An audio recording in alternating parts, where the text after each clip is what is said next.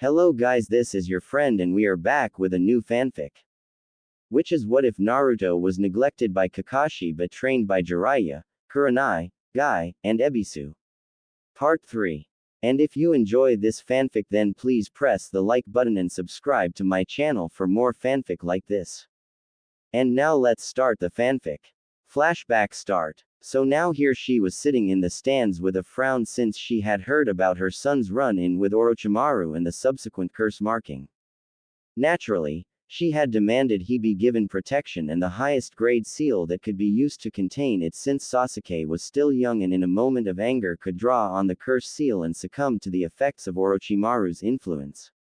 Thus Jiraiya and Naruto, both for his own learning and any potential and wild ideas he had, were to look at it after the finals since Kakashi and Sasuke had gone into seclusion for training so there was no chance of spying or ambushing. She broke from her musings as she turned her eyes towards Naruto. She wasn't a fool, she knew who his parents were since you'd need to be half blind, not paying attention, or just very stupid not to see the similarities and resemblances.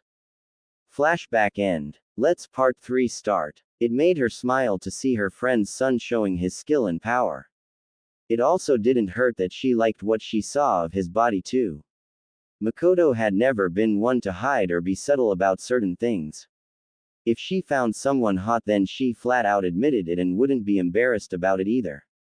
Besides, it's been nearly a decade since her husband died, she could look and like what she saw without any guilt. Plus, he was showing it off, so why not look and appreciate? Shaking those thoughts away, she idly looked to the two men in front of, beside, and behind her knowing they were sound ninja. No doubt they were to capture her or at least kill and harvest her eyes for Orochimaru. Poor fools didn't know who they were with, but they would learn soon enough. She then turned her attention back to the floor as Genma spoke, "Will Shino Aburame and Kankuro Subaku please come down?" Genma called making Shino prepare to head down, but he didn't need to. "Proctor, I forfeit." Kankuro called knowing he couldn't risk showing off his puppets before the invasion. Shino of course frowned since why wait till the match was called to forfeit. He idly looked towards Naruto and saw him make hand signs, "Watch him closely and don't drop your guard." Shino gave an almost imperceptible nod at Naruto and had a few of his bugs fly over to Kankuro and land on both him and his puppet carefully just in case he was trying the same trick from the prelims. He then turned his attention towards Temari, who jumped the railing and floated down on her fan in a grand fashion, no doubt to take attention from her brother and keep suspicion to a minimum. Naruto, Shino, and Shikamaru thought seeing it was the only reason to do such a grand entrance unless you wanted to show off. Shikamaru then sighed and began lazily walking down after nodding to Naruto. No sense hurrying down when he had a couple minutes to get down there. He wasn't blind, he knew something big was going on so why not delay it a bit by taking his time getting down there. He was still deciding if it was troublesome enough to prolong the fight itself though. Upon arriving at the field, he saw Temari was a bit annoyed, which no doubt stemmed from him taking his sweet time getting there, but hey, what was she gonna do? Try harder to hurt him? PFF'd, he dealt with that daily with his mother in her frying pan and rolling pin, why would he worry about a teenager with an iron fan? Shaking those thoughts away, Shikamaru merely reached his starting point, both contestants ready. Genma asked making Temari nod and Shikamaru to shrug uncaringly, which caused Temari to twitch her eye. Naruto meanwhile smirked and shook his head, copycat. Naruto thought since he saw that Shikamaru was using his laziness to piss Temari off so she wouldn't be focused, calm, and collected. It was arguably the easiest strategy for someone like Shikamaru since he just had to be himself while looking like he was reacting to Temari. Naruto has primarily done it as a way to break down the thick wall of bullshit that Neji had built up for his beliefs and delusions, which meant Naruto had to tear it apart to get through to his brain and get it back to thinking intelligently. Naruto then turned his attention back to the field as Genma called the match to start and jumped back. Temari ran at Shikamaru and leapt into the air to bring her fan down on his head while Shikamaru merely looked at it coming at him. A huge cloud of dust occurred when her fan hit and many held their breath in anticipation before everyone was surprised to hear Temari scream in pain before she was launched out of the cloud and rolled across the ground. When she came to a stop, everyone saw her body twitching and she had some burn marks on her body while her hair was a bit frizzy too. Looking back at the dust cloud, they saw it clearing and saw Shikamaru standing beside the fan, which was still part way in a crater when it hit the ground, and he had his hand on the fan. The main thing though, his hand was coated in electricity, which meant that Temari had received a massive jolt thanks to her fan being a powerful conductor. Shikamaru may not have been able to progress very far in his elemental training, such as being able to do some of the jutsu, but he did know how to coat his hand or weapon in it and it was useful for such an occasion as this. Shikamaru merely walked and looked at Temari as she tried to get up, but it was hard since her body was tingling and numb in some areas while the burns were also slowing her. You showed your cards in the prelims, you know. Shikamaru stated, making sure he didn't walk too close just to be safe. You're overdependent on your fan just like your brothers are overdependent on their puppets and sand. It's not that hard to come up with a plan, no matter how simple, to make that dependency work against you. Shikamaru stated, making Temari grit her teeth. Why you purposefully made me mad. Why you knew I'd a TTACK with my fan as a B bludgeoning T tool. Temari stated with her mouth twitching and making it hard to talk. Call it personal experience when it comes to pissing off a woman. Shikamaru stated before he pulled a kunai out and then had his shadow launch out and snag her. Now you can either surrender or I can come over there and either kill you or make things very painful and possibly embarrassing for you. Shikamaru stated, seeing her flinch and twitch in pain as her body tried to mimic his movements, but the electricity was still making that hard and painful. Temari grit her teeth while being pissed with herself for letting this slacker play her for a fool and had to reluctantly give up. Winner, Shikamaru Nara. Genma called, getting applause as while short, it was impressive on Shikamaru's end. The genin and even some of the jonin were just watching in shock and surprise at seeing the usual lazy genius of a Nara winning a match and in less than 5 minutes of it starting. They were also surprised he could use lightning and was able to do shadow possession without the hand seal for it. Asuma merely smiled, both for Shikamaru showing some of his new and improved self and for the fact he just made a good amount of money from his bet. Though he knew he'd blow close to half of it just on barbecue meals with his team, it was still worth it. Of course, he and a couple others also bet on Naruto too, so he still had a good chunk of money coming his way regardless. Asuma turned back to the field as Genma spoke. Will Sasuke Uchiha and Gaara Subaku come down? Genma called and Gaara came down again and Sasuke was still a no-show. Sasuke Uchiha, come down now or you will forfeit your match. Genma called and still nothing. Due to his absence, Sasuke Uchiha is disqualified from the competition. Genma called, making many groan at missing a fight while Sakura slumped her head. The next match will be Naruto Uzumaki vs Gaara Subaku. Are both competitors ready or is a break needed? Genma called, making Naruto appear on the field and pop his neck before both nodded to Genma. Very well. The match between Naruto Uzumaki and Gaara Subaku, begin. Genma called before jumping up onto the wall in case this got nasty. Gaara merely stood there as his sand popped the cork off his gourd and began funneling out around him. Mother wants your blood, Uzumaki. She wants it even more than she wanted the Uchihas. Gaara stated in his usual monotone. Yes, though I'm surprised Shukaku is willing to let you think he's a woman. Naruto stated, making many stiffen in fear, both in Naruto knowing what Gaara contained and the fact that Suna sent its Jinchuriki into the village. Naruto merely turned his gaze towards Gaara with no anger, disgust, or even pity, just understanding. Yes, I can see it in your eyes. There's a voice in your head that really does make you feel safe and cared for like a mother, but there's also that voice demanding blood, death, and carnage to appease it. I wonder which one belongs to Shukaku.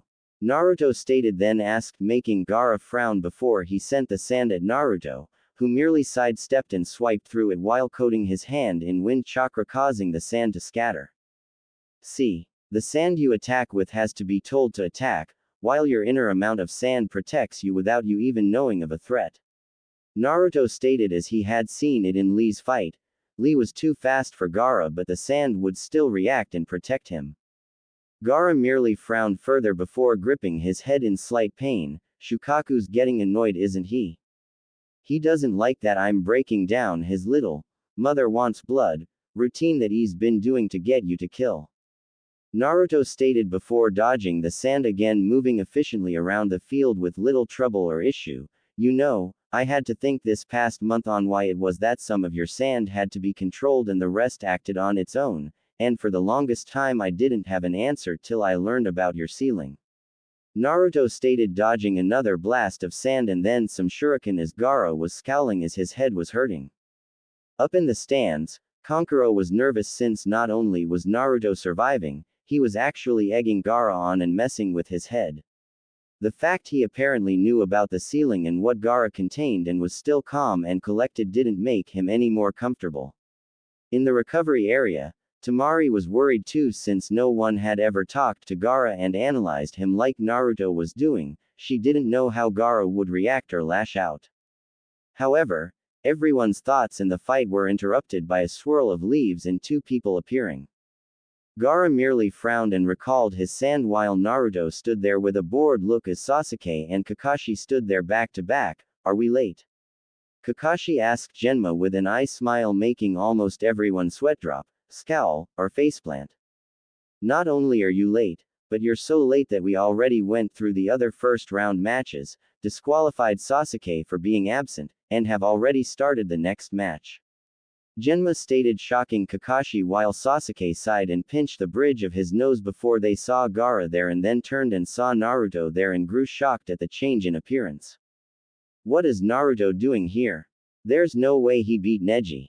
Kakashi stated, making the genin shocked that he had no faith in Naruto at all and many of the ninja, Hiruzen included, to scowl at him. Not only did he beat him, but he didn't take any hits except for one that he let Neji have on him. Now get off the field, you're interrupting a match. Genma stated, making Kakashi gawk at him while Sasuke smirked and gave Naruto a thumbs up, causing Naruto to nod towards him, knowing he and Sasuke still had to have a fight later. Number 1. Kakashi. Get off the field now. Hiruzen shouted, making Sasuke shrug and head for the viewing area while Kakashi quickly left in a shunshin. It wasn't that Sasuke didn't want to compete, but to be honest, Gaara kind of freaked him out. Plus, he was honestly expecting to be disqualified since Kakashi wasn't exactly known for his punctuality and being prompt. So he was honestly expecting to be disqualified, which wasn't that bad since Kakashi had run him through a few drills before they left, so he wasn't 100%. Oh well, he'd talk with the others about the matches he missed and then watch to see how his teammate had improved. Alright, let the match between Naruto Uzumaki and Gaara Subaku continue. Genma called, leaving the field once more as Gaara and Naruto stared at each other. See, Gaara, doesn't matter the village we come from, those like us are all the same. At some point or another, village residents, whether they're civilian or ninja, despise us, hate us, and abuse us in some fashion. Granted, you had it worse since your village actually tried to kill you while mine just wanted me to fall in a ditch and die. Still, unlike you, I refuse to become the thing they see me as, I refuse to stoop to their level, and I refuse to become anything other than what I want to become. Naruto stated, merely staring at Gaara while the genin were all confused while the older ninja were wondering if he was actually going to state he was the container for the Kyuubi or not. Hiruzen and a few others merely sighed since Naruto was free to tell whoever he wanted and only hoped the younger generations wouldn't turn their back on him should he reveal his secret. The Sand and Sound Shinobi though were scared shitless at Naruto hinting he had a Biju sealed inside him too. That just makes you weak. Why help others when you could just fight for yourself? Gaara stated as his sand floated around him. Naruto snorted, because what's the point of existing if you're all alone? What's the point of being the best if you have no one to share it with? How can you get stronger when all you want to protect is yourself? Your mother knew this lesson, it's why her strength is so impressive. Naruto stated, making the Subaku siblings tense. Choose your next words carefully, Uzumaki. Gaara stated in a rare bout of emotion and showing anger. You really don't get it, do you? That sand that protects you, it's your mother. She died as you were going through the ceiling, and I'm willing to bet she forced her will, love, and spirit into the seal and infused it in your sand. That's why it always protects you and never attacks anyone. She doesn't have it in her to harm people, but she's not going to let anyone hurt you either. Naruto stated, making the three siblings widen their eyes in shock as Gaara held his head in slight pain again. You can hear them, can't you? Two different voices fighting it out in your head, wanting you to follow their own advice and not the others. But you don't know what to do or who to trust since the voices get jumbled and fight each other. But that's okay. You see, I did this to give you a bit of closure and peace from your Biju, but I still have to beat you because my own Biju will not tolerate losing to one of its siblings, especially since Shukaku was the prideful brat of the bunch. Naruto stated as Gaara grit his teeth while the genin around the place and the nobles were shocked at Naruto stating he and Gaara held one of the Biju inside them. Naturally, any and all sand shinobi were scared out of their minds at the fact Naruto held a Biju, and since Shukaku was the lowest on the tail count, Naruto assuredly had a stronger one sealed inside him. It wasn't looking like the invasion was that good of an idea. Don't get me wrong, Gaara. I feel for you and sympathize with you, but you made a costly mistake. You not only crippled a friend and comrade of mine, but you also tried to kill him twice. And that is unacceptable. Naruto stated with his voice gaining an edge and demonic quality that caused many to flinch away as Naruto's eyes became ice cold. Before anyone could say anything, Naruto vanished from his position and Gaara's sand quickly rose to protect him from harm and exploded as a foot passed Gaara's head by mere centimeters. However, when the sand tried to grab the foot, it burst into smoke, showing it was a shadow clone before several more bursts of sand occurred as Gaara saw various limbs get within spitting distance of him. The problem Lee faced was that he had only one body to attack with, but I can make hundreds. Naruto's voice echoed from around the area as explosion after explosion of sand occurred. I also figured out one little flaw in your sand. Naruto stated as the sand kept exploding before Naruto appeared before him a distance away with a smirk. Boom. Naruto stated, confusing everyone before a sizzling sound occurred and they saw dozens of kunai with explosive notes. Gaara had time to widen his eyes before a massive explosion occurred, scattering sand all over the field and causing Temari to grow worried for her brother. As the smoke cleared, they saw Gaara standing there panting as his sand protected him, but from the singe and burn marks in his clothes, the sand had only barely gotten there. It was also worth noting that a portion of his sand had turned to glass from the intense explosion. Naruto smirked before he began a string of hand seals, lightning style, rain of Chidori. Naruto stated, surprising and shocking many at the name, especially Sasuke, Guy, and Kakashi. Naruto smirked and looked up, causing everyone else to do so as dark storm clouds had gathered and everyone widened their eyes at seeing a swarm of chirping birds made of lightning launch from the cloud and heading right for Gaara, who quickly used his sand to shield him. However, that was what Naruto wanted. As the birds impacted the sand, they exploded in a large display of lightning going in all directions and even fueling some of the other birds to become even bigger. In fact, the lightning was so intense that it was superheating the sand and turning it into liquid glass. However, this just distracted Gaara from the next attack. Said attack came from a half-dozen clones launching out of the ground and flipping through hand seals, water style, wild water wave. The clones called, spewing large torrents of water at Gaara, who quickly made more sand and commanded it around him, turning the sand to sludge, but that was only the first reaction. The second reaction came as the birds began hitting the soaked sand, destroying it because the hot and cold fighting each other caused it to become instant glass and shatter. Gaara grit his teeth since no one had ever pushed him this hard or found ways to combat his sand. It was making him feel elated, scared, excited. Finally, someone worth killing and that could give him a real fight, yes. Fight me, Uzumaki. This is the most fun I've had in years. Gaara stated with a bloodthirsty grin as the ground began turning more and more into sand as it lashed out and grabbed the clones and Naruto, sand coffin. Gaara called as Naruto looked at him impassively while many tensed having seen what that move could do to people, sand burr. Boom. Naruto said before he and his clones all exploded forcing Gaara to shield himself with his arms since his usual sand was depleted. When the smoke cleared, Gaara began looking around wildly before the ground beneath him cracked and he looked down wide-eyed as Naruto emerged holding a blue spiraling sphere, Rasengan. Naruto shouted slamming the ball into Gaara's chest making him scream in pain as he was launched back into a tree while also getting cut from the shards of glass that were everywhere. Meanwhile, all the adult shinobi were shocked at the Rasengan, even Orochimaru was stunned. A boy not even 16 fully using the 4th Hokage's second most famous jutsu and an A rank one at that. It was unheard of. Where did he learn that and in such a short time? Kakashi stuttered out and Kurenai smirked. Jiraiya-sama taught him it. Naruto had it down in under a week. Kurenai stated shocking many others. What's so special about that jutsu? Sakura asked and most of the adults smirked. It's an A-rank jutsu that the 4th Hokage himself created. Asuma stated shocking the genin as they turned back to the arena and saw Naruto walking towards Gaara, who had his torso bare and it was both burned and bleeding.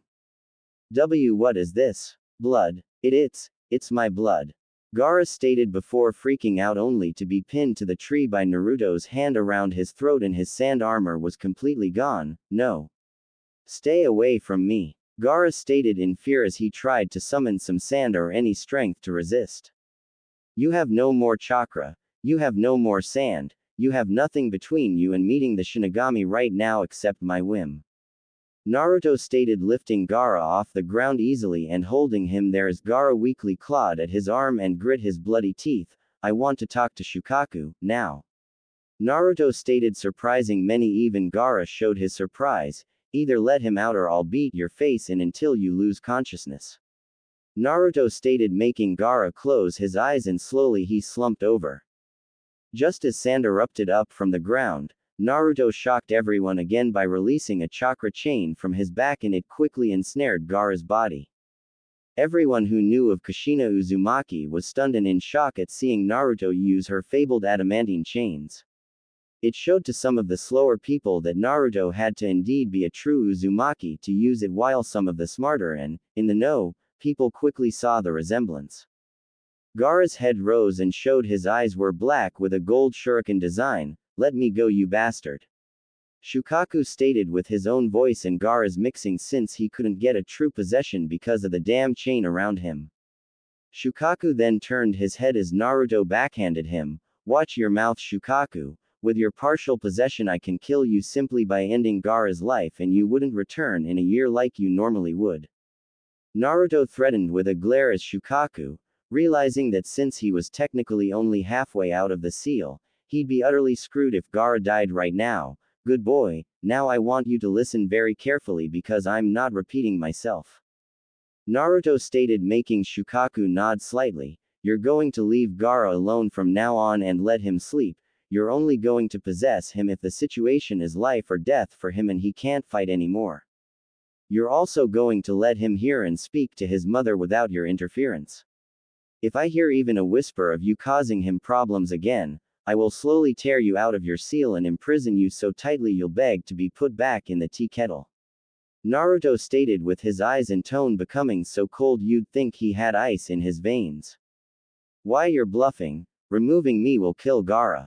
Shukaku stated with some fear, that damn tea kettle was the worst and now this guy was possibly going to seal him up even tighter. I don't bluff, and you're making the assumption I don't know how to extract you without killing Gaara. Naruto stated making Shukaku and the gathered shinobi's eyes widen in fear and shock respectfully. Besides, if it came down to it, I think Gaara wouldn't mind dying to get payback against you and the chance to finally meet his mother in person and not what she was able to impart on his seal. Naruto stated and Shukaku could tell Naruto was dead serious. There was no bluffing, hesitation, deceit, or anything that would give Shukaku hope in his eyes. A light. Fine. You win. Just don't seal me up like that again. Shukaku states and Naruto nodded. Good. Now bring Gaara back out. Naruto stated, making Shukaku grumble, and Naruto raised an eyebrow. Kyuubi, did Shukaku just complain about, damn Kurama and his host? Naruto thought to his tenant, who was growling and grumbling. Yes, he did. Pain in the ass idiot. I guess you know my name now, brat. Kurama complained since he wanted Naruto to earn his name. Ah, well, I'll be fair, I'll only call you by your name when you start calling me by mine, or at least stop calling me brat. Naruto thought back, making Kurama grunt as Naruto turned his attention back to the awakening Gaara. Gaara gasped awake and looked at Naruto in both shock and fear. Why, you scared Shukaku? Gaara stated, and Naruto frowned before slamming Gaara into the tree, shattering the bark and causing Gaara to gasp in pain. Remember this moment, Gaara. Because if you ever try and harm a comrade of mine again, I will end your existence without hesitation, and I won't even flinch doing it. Naruto stated, making Gaara nod weakly before Naruto tossed him to the center of the field, though it also caused some more pain due to him hitting the ground and rolling over rock, dirt, sand, and glass. He's done. Naruto stated, walking away before he paused as feathers started falling. Naruto snorted before he built up his chakra and released it in a pulse, shattering the genjutsu around the stadium. Immediately, the ambushers were ambushed themselves and killed quickly, while explosions echoed out from the Hokage box and outside the village. However, the outside ones weren't from the enemy, they were from Naruto's traps, quickly removing several of the invaders charging for the walls and gates. Acting quickly, Naruto summoned his sword from a seal and immediately created and sent out hundreds of clones to help keep casualties on the village's side to a low quantity. A clone also grabbed Gaara and placed chakra seals and suppression seals on him to ensure no one could try and force Shukaku out. Of course, his siblings and sensei tried to interfere, only Kankuro was intercepted by Shino and his insects. Genma blocked Baki, and another clone blocked Temari, while the real Naruto jumped to the stands to help his team and classmates. Give me back my brother. Temari shouted, swinging her fan at the Naruto before her, only for the clone to catch her fan and delivered a punch to her gut, knocking the air from her lungs and launching her away.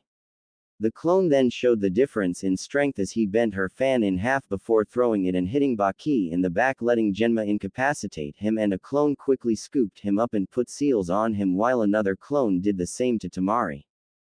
A clone near Shino saw Kankuro's puppet attempting to release a poison cloud on Shino as a last act of defiance and quickly flipped through hand seals, wind style. Great breakthrough. The clone shouted, pushing the poison away from Shino and into a group of sound ninja that were moving to flank a few Jonin. Shino nodded to the clone as another came and took Kankuro after the seals were put on him. Shino then moved to join his father and carry out any orders given, and tried to ignore the dying gasps and screams from the sound ninja. The real Naruto quickly cut down a sound ninja near him before throwing a kunai into a sand shinobi's head as he attempted to flank Anko, while still keeping an eye on his former classmates. Sakura, Ino, Choji, take formation around Lee. I don't want these assholes trying to target him while he's wounded. Naruto shouted, parrying a kunai and head-butting the offender before grabbing them and throwing them into a squad moving towards Kakashi and Guy. Right. Choji stated as he tackled a shinobi aiming for Lee and knocked him out.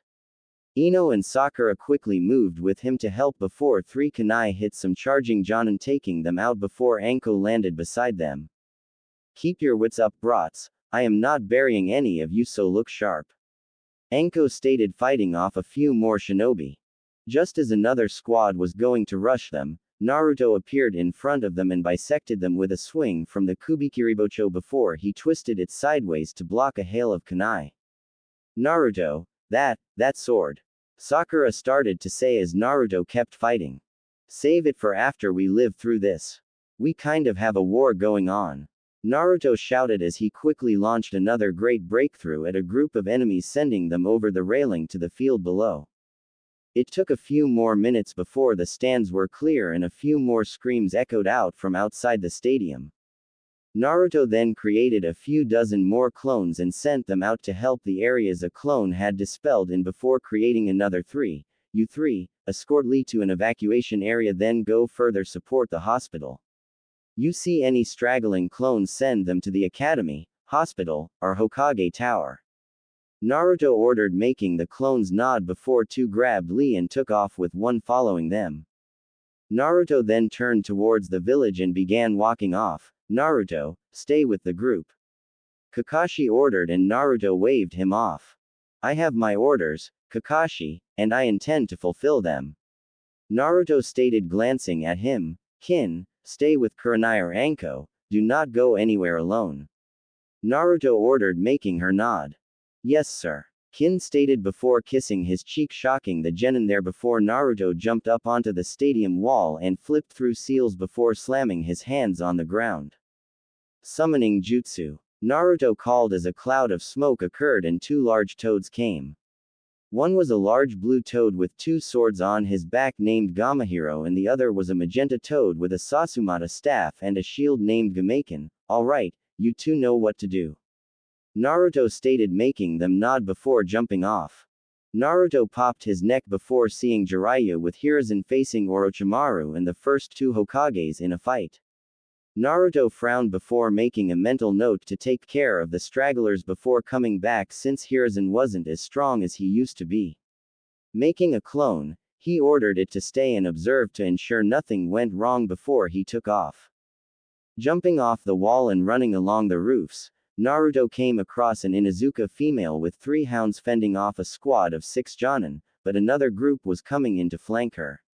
Not liking that, Naruto jumped down with a massive overhead swing and roared as he slammed Kubikiribocho onto the ground at its full length, sending a large wave of wind at the flanking group. The few who dodged had to see the ones hit get split in half before Naruto was upon them with his sword back to katana length. Using surprise to help him, Naruto cut one in half before twisting to dodge a kunai and lashed out with a mule kick, sending the enemy back before Naruto spun and cleaved another while delivering a kick to a second attacker. Looking over his shoulder, he quickly threw a kunai at an enemy that was moving to attack the Inuzuka from behind, killing him and letting the Inuzuka take advantage of the enemy in front of her being surprised. It only took another minute or so to finish the stragglers, and Naruto had clones incapacitate the wounded and take them off to a prisoner area before nodding to the Inuzuka and, after noting she wasn't hurt, took off again. As he jumped, Naruto was idly glad for Ibiki teaching him how to essentially deaden himself to the world when in combat. Taking a life wasn't something he was fully comfortable with, but he understood it, and he would have time to puke, shudder, and process when they weren't stuck in a war, or it could cost him or someone else dearly.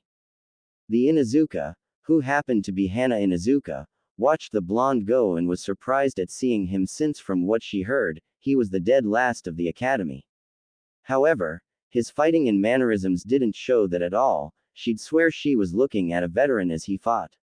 Being friends with Kurenai, Yugao, and Anko let her know that he was getting trained, but this was a whole other level than what she thought she'd see. She'd have to look into him a bit after this mess was over. Off at the wall, Ibiki stood there with a smirk on his face as he saw the charging horde of enemies be reduced to a small few through various traps, including punji stick traps, both pit and swinging pitfalls, exploding seals, electrifying seals, adhesive traps, gas bombs, flash bombs, swinging logs, kunai spring traps, razor wire traps, bolo traps, spear traps, and more, all aimed to incapacitate or kill.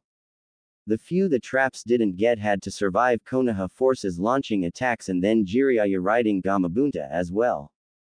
This effectively made the defenders only have to deal with 10% of the invasion force on the outside, and any that tried to flee from inside the village would get caught in the remaining traps.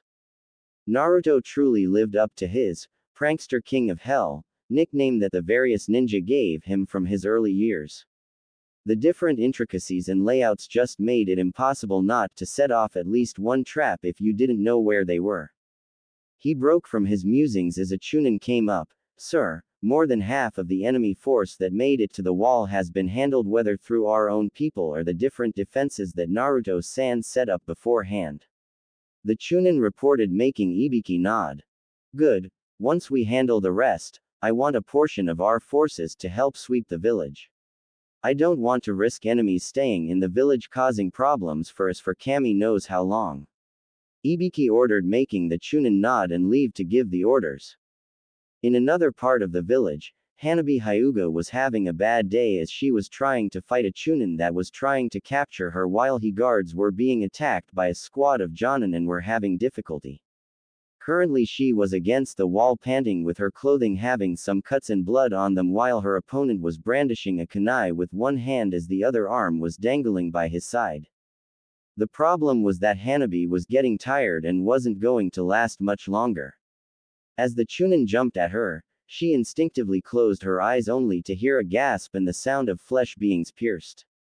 The sound was soon followed by more of the same noises before several soft thuds occurred. When Hanabi tried to open her eyes, she felt a hand come over them. It's alright Hyuga-san, you're safe, but keep your eyes closed. Naruto's clone stated, making her relax a bit. I'll be helping escort you to the shelter. The clone stated to the two guards, who nodded, now miss, I'm going to remove my hand, but keep your eyes closed, trust me. The clone stated, making Hanabi frown and nod her head before the hand was removed and she was turned with the guards taking position next to her and the clone behind.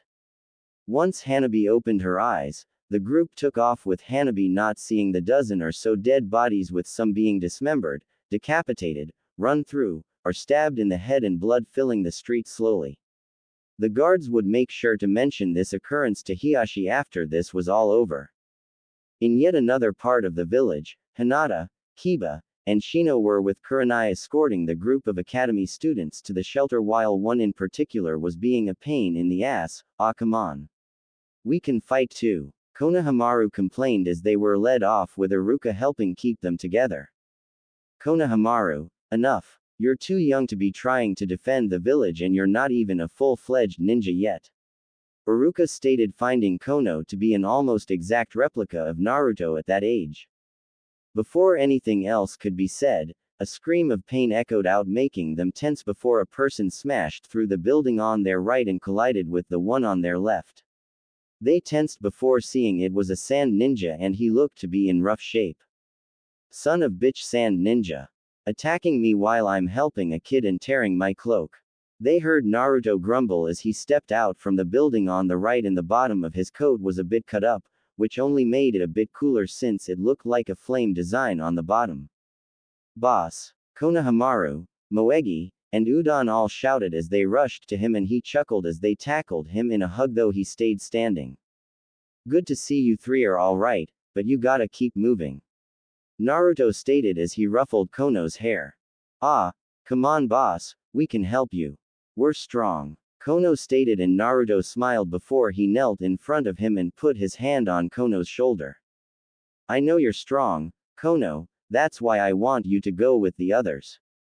Naruto stated, making Kono tilt his head in confusion. Kono, the other kids and the civilians need as much protection as they can get. If the enemy gets to them, then they'll be killed, that's why I want you there, to protect them. Who better to protect them than my rival and friend? Naruto asked, making Kono look at him in surprise before he grinned, so can you do that for me? Naruto asked, making Kono nod. Of course boss. Kono shouted and Naruto nodded. Good, and listen to Iruka, he may be a bit boring at times, but he knows what he's doing. Naruto stated before sending them back to the group and nodding to the others.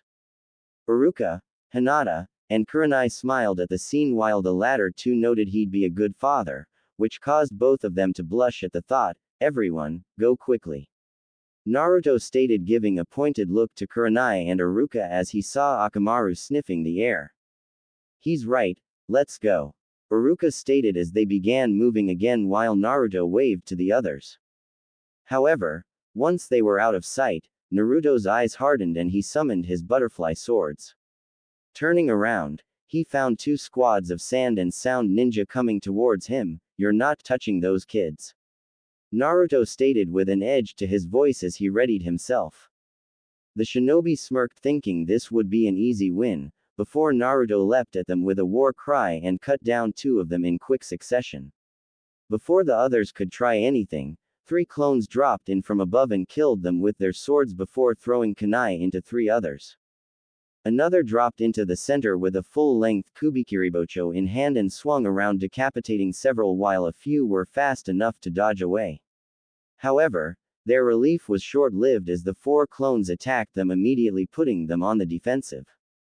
However, before the real Naruto could join in on the attack, he froze as a clone popped and sent him the memories, causing him to curse and make another 24 shadow clones to help out before he took off back to the stadium. As he left, he had to snort in amusement as different clone memories showed the enemy losing. It was amazing how easily veteran and elite ninja could be taken down because they got cocky, arrogant, or just didn't bother to pay attention to their surroundings. Then again, Orochimaru probably just grabbed any and all ninja he could and didn't care about how strong they were. He just wanted bodies and cannon fodder to throw at his enemies to overwhelm them with numbers and surprise. Shaking those thoughts away for another time, Naruto pushed chakra to his legs and sped up his movements. Stadium. Rooftop just above cage seating. Hiruzen was having a rough day. While it was good to see Naruto living up to his potential so flawlessly, it didn't help that an invasion was going to occur and he'd be fighting his old student again. However, thanks to Naruto's work, he knew of his student's plans and the way he was going to fulfill those plans, so he himself could plan accordingly. Hence why he had Jiraiya with him while a clone of the Sannin was handling the snake summons with Gamabunta. However, even that wasn't solving the problem that much, since the 2 of them had only stopped Orochimaru from summoning 3 of the 5 beings he was attempting to summon. Apparently his spies being exposed and 2 of his pawns being captured made him up his plans a bit, so he had prepared 5 summons for the Edo Tensei instead of the original 3. While certainly great that he didn't summon another entity, him summoning the first 2 Hokage wasn't that confidence inspiring, even with Jiraiya going into Sage mode to help fight the 3 opponents. They couldn't get any support either due to Orochimaru's guards creating a barrier around the roof they were fighting on, which was supposed to be handled by 2 squads of Anbu and only one showed up, late. He could only assume that Kabuto or another pawn of Orochimaru's had thinned any nearby ninja just in case things went bad. Lucky for him, reinforcement was arriving courtesy of the clone Naruto left to watch the situation. Naruto landed on the rooftop looking over the situation and then saw the Anbu standing there and blinked. "Why the are you just standing here?" Naruto asked with a growl. We can't do anything, the barrier destroys anything that touches it. The Anbu captain stated since Hiruzen had made it clear that Naruto was to be treated with respect thanks to his help planning the counter for the invasion. Naruto facepalmed, "For the love Kami." Naruto groaned before sighing, "Follow me and be quick about it." Naruto stated as he went to the edge and they quickly followed as he went under the roof and had them go to the 4 corners. "Alright Cap, you should each be under the 4 guards. However, you're specifically under a redhead, do not kill her, she's a valued capture target." Naruto stated, making them nod as he formed a Rasengan, "Give me a 40-second head start then attack." Naruto stated, making them nod as they drew their weapons and readied themselves. Up above, Orochimaru was smirking as he stood before Hiruzen, who was panting and trying to keep fighting even as Hashirama and Tobirama prepared to continue. Jiraiya was also panting while keeping the 2 former Kage busy as long as possible. "Such a pitiful sight, Sarutobi-sensei. To see you in such a state, it brings glee to my heart." Orochimaru chuckled as Hiruzen readied for another round. "You'll find you'll be disappointed with how you think this is going to turn out, Orochimaru." Hiruzen stated as he was trying to catch his breath. He'd have been down for the count much sooner if not for the fact him using shadow clones to do paperwork gave him more time to relax and get some old people sleep. However, right now he was fully prepared to sacrifice his life to take Orochimaru down with him. Orochimaru merely chuckled. "Oh sensei, still the naive sentimental fool," Orochimaru taunted before he widened his eyes in shock as the roof beneath him split open and Naruto was coming right at him with a Rasengan in hand. "Eat this you bastard." Naruto shouted, shoving it into Orochimaru's chest, causing him to scream in pain as he was launched back and slammed into the barrier, burning him even further. Lord Orochimaru! The Sound Four shouted before the ground under them caved in, causing them to fall and be met with Anbu attacking them, causing the barrier to fail. Naruto then had to duck as Hashirama attacked him, only he surprised the cage slightly by exploding, sending him tumbling back. Before he could clear the disorientation, Naruto slammed Kubikiribocho into his head, splitting it in two, and quickly jabbed his hands forward and tore the talisman from him, causing him to stop as he reformed. Hashirama-sama, we need to get the talisman out of your brother's head next. Naruto stated, making him nod as he went to help Jiraiya against his brother while Naruto stayed beside Hiruzen. You're getting sloppy, Gramps. Naruto stated, making Hiruzen snort as Orochimaru shed his skin and glared at Naruto, both for ruining his plans and for hitting him with a jutsu like that. Being too angry to think straight, he charged straight at Naruto and the two locked blades with Orochimaru glaring hatefully. Naruto, knowing he couldn't handle Orochimaru right now and hearing the Anbu struggling to handle the Sound Four, decided to try out his new attack that Kin gave him an idea for. Smirking at the snake, Naruto charged chakra to his vocal cords, Chaksaka.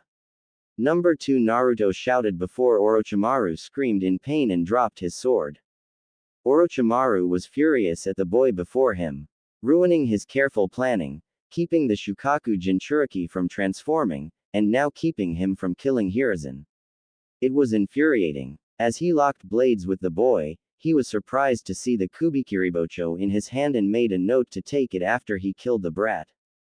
However, it was then he noticed the smirk on the brat's face and felt a very cold chill go down his spine. When Naruto shouted at him, Orochimaru flinched since the shout was loud, but that was soon blocked out as blinding pain surged through his arms while it felt like his ribs had just shattered. It only worsened as the pain stayed, but he couldn't move his arms at all. He couldn't even make a finger twitch. Naruto then Spartan kicked him back, making Orochimaru gasp in even greater pain, especially when Hiruzen swatted him with Enma's adamantine staff form, hitting him in the torso as well. Orochimaru hit the roof and rolled before coming to a stop as he tried to get up and was joined by Kabuto and the three males of the Sound Four. However, they were a bit worse for wear as the big one had a large cut on his chest, the multi-armed one was missing one of said arms, and the two-headed one had a stab wound through his stomach.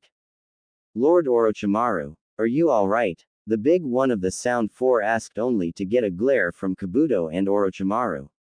Of course I'm not, you imbecile. Just get me out of here. Orochimaru ordered while gritting his teeth at the fact he'd have to leave Kusanagi behind, but with the brat, Hiruzen, Jiraiya, and now the two former Hokage ready to fight, there was no way he could get the sword back. Especially with his arms not working, so he couldn't even make it move from afar. Kabuto nodded and threw down several smoke bombs just as Naruto threw some shuriken at them. As the smoke cleared, it showed a group of logs and nothing else, damn it. Naruto cursed as he sealed Kubikiribocho away and sighed before seeing Kusanagi. Walking over to it, he picked it up and swung it a few times, finding he liked the feel of it. Kubikiribocho was a good blade, but it was limited to chopping and slashing since you couldn't really stab with it. Having Kusanagi would give him more options and give him a second blade if needed. Hiruzen raised his eyebrow in curiosity and surprise since from what he knew, Kusanagi was a picky sword with who wielded it and yet didn't seem to mind Naruto using it at all. His first guess was that since Naruto had disarmed and, technically, beaten Orochimaru, that the sword was alright with Naruto using it. That boy, who is he? Hiruzen? Hashirama asked, breaking Hiruzen from his thoughts. He's Naruto Uzumaki, the last known confirmed member of your wife's clan. Hiruzen stated sadly, making Hashirama gain a shocked look before he lowered his head in sadness. I see, that is unfortunate. From what I've seen, he will become a great ninja indeed. Just make sure he's able to do it. Hashirama stated as he saw him fighting in the stadium after he was summoned, and then being able to outmaneuver Orochimaru and even himself to a point was impressive. He broke from his musings upon seeing his body start to break apart, Ah, it seems our time is done. Hashirama stated and Hiruzen nodded. It was good to see you again, sensei. I hope I have done you proud as the village's cage. Hiruzen stated and Hashirama nodded with a smile that Tobirama reciprocated. You've more than done that, Hiruzen, you've kept the will of fire burning proudly and we are proud of you. Hashirama stated as he and his brother fully faded away, leaving the corpses of two sound ninja behind. Naruto walked back over and was surprised that when he was going to seal Kusanagi away for the time being, the blade retracted into the snake handle's mouth, leaving just the handle. Huh, that's convenient. Naruto thought before he placed it in a pouch and turned to his leader and his sensei. Well, shall we go help with the mop-up? Jiraiya asked, making the two nod before they headed off to help finish the invasion.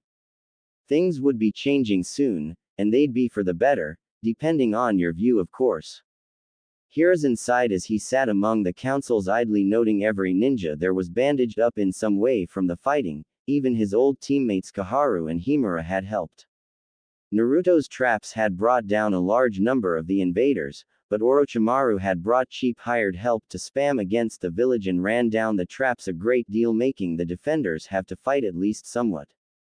Naruto helped counter this by spamming his shadow clones and summoning different toad warriors to help defend the village. They did take some losses, but the fact still remained that the invasion could have gone much worse for them than it had been if Naruto hadn't been as involved as he was. Their current total was minor to moderate damage in the outlying areas of the village, 33 dead, a few dozen injured, and none of their own captured. The enemy suffered several hundred dead, several dozen captured, including all three of the Kage's children, and any and all supplies and intel they had was retrieved and put in the proper areas. They had also ensured all the nobles and dignitaries were kept safe and none of the enemy combatants made it close to them, which would earn them goodwill in the future with missions. Right now, the meeting was taking place because Hiruzen honestly was too old to hold the position anymore. He was barely keeping up with Orochimaru and his body wasn't what it used to be, with his constant smoking not helping matters at all. The village needed younger blood running it, and with Jiraiya definitely not taking the position, that left only one candidate in Hiruzen's mind, since Naruto was still a long ways off from being ready to lead the village. As he looked over the group again, he idly mused that his decision to make a civilian council had been an up and down affair. He had created it shortly after retaking the Hokage title because he had fallen behind on the financial and economical affairs of the village and beyond. With him having to focus on the defense of the village, tallying casualties, and repairing the damage done by the Kyuubi attack, he didn't have time to focus on the economical areas and catch up, and that's where the civilian council came in. They'd be helping get the economy and financial areas back and get the reconstruction going smoother. Or that's what they were originally doing. Hiruzen had kept them because they were proving useful, but they began to get a bit cocky that they were on a council and holding up the economy, which Hiruzen would handle once his next successor came in, and they'd handle the civilians and remind them just why this was a military village and not a civilian one. There was also the matter of them blatantly going against his orders to leave Naruto alone entirely and not influence the populace in how they viewed him. Someone had leaked the information of Naruto being a Jinchuriki to the populace, and none of his ninja on the council were stupid enough to do that, since Naruto's status being common knowledge put him at risk of being killed or kidnapped, and, while Hiruzen didn't like it particularly, Naruto was a deterrent to war, since no one would attack a village with a Jinchuriki that could actually hold their own without their Biju's power. While Danzo took it further to mean he was a weapon and nothing more, the rest understood that he was just a boy and his emotional state was directly linked to his Biju's chakra, and this was even further evidenced recently in how Gaara acted, since he was emotionally broken and essentially gave his demon free reign to kill and destroy as it pleased, since he had no reason to keep it contained. Naruto may have been a key part of village defense, but he was still a living being and needed his emotions to function and keep Kyuubi's influence back from his own psyche, and even Danzo couldn't refute that his emotion-destroying training would be more detrimental to Naruto than anything else, except for Naruto being able to kill his emotions until combat was over. Hence why he had tried to alter it to deaden emotions in combat only, though the damage was done for a few of his old subordinates. Ibiki had helped Naruto, and Danzo a bit by extension, in part by teaching how to deaden his emotions while in combat since disgust, horror, and some other emotions were not needed when in the heat of the moment.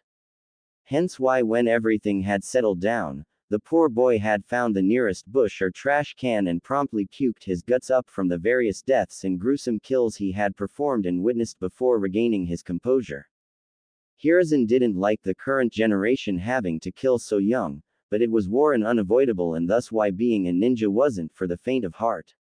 It wasn't a heroic job, as killing, seduction, kidnapping, torture, and more darker aspects were required of you regardless of age or standing. Hiruzen just tried to keep the younger ones out of it as long as possible until it was unavoidable. Hiruzen at the age of 10 had to participate in war and knew it changed a person, but age came with experience and maturity to deal with and confront the change as well as handle it. Itachi had been another case and showed maturity and professionalism to a point many thought he was years older and just hadn't aged. Even Danzo was impressed with Itachi since he was an ideal shinobi, as he'd be emotionless during work but could use emotions and blend in fully afterwards. It was something Danzo tried to recreate, but his original breaking and stripping of emotions had been too successful, and reversing it was impossible now. Anyway, back to the point, Hiruzen knew it was at least one of the civilians on the council, but with no concrete proof there was no real way to accurately punish them, though he was still going to kick them out once he had everything set up. Besides, they already lost a good chunk of power once the ninja started to change their views of Naruto toward a positive light due to his help and actions preparing for, during, and after the invasion. After Orochimaru had been scared off, Naruto, himself, and Jiraiya had joined in flushing out the last of the invaders. Afterwards, Naruto had been ordered to rest and relax for a day before he used his clone's help in cleaning up and repairing the village, which of course Naruto didn't listen to entirely, as he did have a small contingent helping at least clear rubble. Hiruzen knew it was partly to help him keep his mind off of the people he killed and the people they had lost, as well as not directly dealing with his now two slaves, since Kurenai had officially signed herself over as his slave a few days ago. She was going to do it sooner, but with the need to secure the village and ensure there were no infiltrators left, she and Naruto had both been too busy and both needed to be there to finalize the action. Hiruzen, if he were a lesser man, would have been highly jealous of the blonde. Besides him being above such a thing, it seemed like a turnaround reward for the blonde after the proverbial hell he endured for years. It also served to give him some extra comfort for the two different forms of survivor's guilt he was feeling. Losing people of the village had hit Naruto hard, since he kept going over how he could have added more traps, more clones, or done a better job to save those people. He had attended every funeral and offered his sincerest sympathies and apologies to any that had family. It was only natural for one surviving their first bout of war and seeing people they at least knew in passing hurt or dead. Luckily none had lashed out or acted coldly towards him and had thanked him for the condolences while telling him his apologies were unnecessary, as they knew what to expect when their loved ones became a ninja. It had helped Naruto, if only a little, and Hiruzen hoped Jiraiya, the boy's two slaves, and any true friends he had would get him the rest of the way. This would not likely be the last time Naruto lost comrades and fellow citizens, and it was better that the boy learned to process and move past the sadness and pain. There was no getting over it, just not letting it dictate your life. The second bit of survivor's remorse came from an unexpected occurrence. Inoichi and Ibiki's therapy sessions with Naruto had the unintended and unexpected side effect of triggering early, latent memories. That was to say, Naruto remembered his parents being impaled by Kyuubi the night of his birth. Hiruzen and Jiraiya didn't learn of this till a few days ago, when Naruto directly asked them if the fourth Hokage and Kushina Uzumaki were his parents. The two, despite their years of training, couldn't hide the surprise that came to their faces, which only confirmed it for Naruto. Naruto then revealed the memories of his birth, including a masked man with a Sharingan being the reason Kyuubi got free and Hiruzen lost his wife. Naturally, that made the two concerned since they had hoped it wasn't an Uchiha who released Kyuubi and caused the whole destruction and mess, as it was those rumors that had made the Uchiha clan so on edge and led to one of Hiruzen's toughest decisions in his entire time as Hokage. Naruto then informed them he had already guessed who his mother was, since Konoha had only truly been home to 5 people of Uzumaki blood besides Naruto himself. It was then just a matter of narrowing it down, and with Mito Uzumaki, her daughter, and grandson being dead before Naruto was born, that cut the possibles by 60%. Then it was just a matter of the fact Tsunade Senju, Mito's granddaughter, had left the village before Naruto was born. That left only one possible candidate, Kushina Uzumaki. His father he had no clue on, and deservedly so, since there were no pictures of the 4th Hokage anywhere publicly besides Hiruzen's office, and Naruto had been focused on other things or simply didn't pay the pictures any mind when he was there. Once he took a good look at the picture, he saw the resemblance easily. Remove his whisker marks, lengthen his hair, and then age him up a bit, and he could pass for his father's clone or twin. The two had apologized for not telling him, but Jiraiya showed him a contract that was made through the Toad, swearing the two to secrecy unless Naruto reached a certain rank or showed the level of skill that Itachi Uchiha had possessed at such a young age. However, there was nothing in the item about Naruto figuring it out on his own and digging for information, hence why Jiraiya didn't directly tell him the identities, but he did give some little tidbits on them that could help guide Naruto to the truth.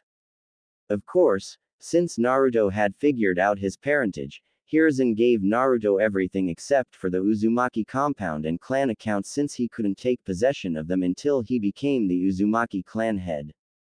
Said position was available to him now, but he'd have to marry before he turned 18 or he forfeited the position until his 21st birthday. The intent was so that if a young heir took the seat, they'd be pushed to providing an heir of their own quickly, since most younger clan heads wanted to continue their ninja careers. Most clan heads obtained that position after reaching the rank of Jonin, so unless they were aiming for Anbu or Kage status, they were content to settle down in the village unless a state of emergency was declared. Even then, most clan heads of small clans weren't sent in unless shit really hit the fan, so that the clan head could possibly provide more heirs to support both the clan and village. Naruto, though, as he didn't want to try and fall in love so quickly when he really had no experience with dating or courting, decided to wait till he turned 19. He could take it at Jonin rank, which he and others believed was realistic if he continued to progress as he did, but he wanted to keep going to add to his skill and resume to further bolster his chances of becoming Hokage and prepare him for when he had the hat. Sure, each Kage before him was only Jonin rank technically, since Hashirama had created the ranks, but Naruto wanted to know the inner workings of each division, so when he had his own soldiers to command and children to guide, he could fully relate to each one, since he'd have been a student, Genin, Chunin, Jonin, Anbu, and even an Anbu captain. He wanted a variety of experience so he could help others who didn't have, or shouldn't have, those experiences. Jiraiya and Hiruzen had been impressed because already he was thinking like a Kage. To be Kage was more than simply being the strongest or best, it was fully showing that the village was at least among the top 3 things on your priority list, with family and personal health being the other 2. It was that way, since how could you run a village if your own home was in shambles? How could you take care of and look out for the populace if you couldn't look after yourself? The answer: you couldn't. Anyway, to the point of here and now, Hiruzen cleared his throat to gain attention and fully initiate the meeting. Thank you all for coming, as I know there is much that still needs to be done to get the village fully back up and running after Orochimaru's invasion. Hiruzen stated, knowing a few of the ninja there probably wished to go back to bed and rest to recuperate more. The reason I've called this meeting is because I've decided to pass the title of Hokage to someone else yet again. Hiruzen stated, making many raise their eyebrows, while Danzo sighed, knowing it wasn't his time yet, and truth be told he was beginning to question if the title was worth the hassle he'd gone through so far, especially since he was getting up there in age and soon he'd be too old to even fully utilize the title. Who have you chosen, Lord Hokage? Lord Jiraiya. Inoichi asked only to receive a negative shake of the head from them both since Jiraiya was leaning against the wall by the door. No, I've decided to have Tsunade become Hokage. Hiruzen stated, making many raise their eyebrows in surprise. Are you sure she can be convinced to return here? Koharu asked since Tsunade had done her best to not come within 10 miles of Konoha. With Naruto's help, I can. Jiraiya stated, making many look at him while the civilians scowled slightly. Why him? Himura asked with a raised eyebrow. Well, for one, he and Tsunade are clansmen since Naruto is an Uzumaki and Tsunade is a quarter Uzumaki. For another, Naruto seems to have a knack for knocking sense into anyone he fights or argues with, so he might get through to Tsunade where others have failed. Plus, regardless of her becoming Hokage, Naruto will ensure she comes back no matter what it takes so she can fully heal Lady Hinata and Rock Lee. Jiraiya stated, making many of the ninja in the room nod, especially Hiashi, as he'd seen a drastic change in Neji since Naruto fought him, and it seemed to be more than just the threat Naruto made towards him as well. Speaking of the boy, I believe there is a matter to handle concerning him as well as a few things that were to be asked. Koharu stated, making Hiruzen nod. Yes, but we'll only handle the matter right now. He can answer questions after Tsunade has returned so he won't have to go over it again and again with her. Hiruzen stated, making her nod. Cat.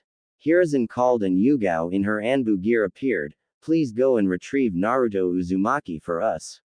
If he's still asleep or otherwise indisposed, tell him to be here ASAP. Hiruzen ordered, making Yugao nod and leave via Shunshin. With Naruto. Asterisk. The three were broken from any future fun they'd be enjoying as a knock at the door rang out.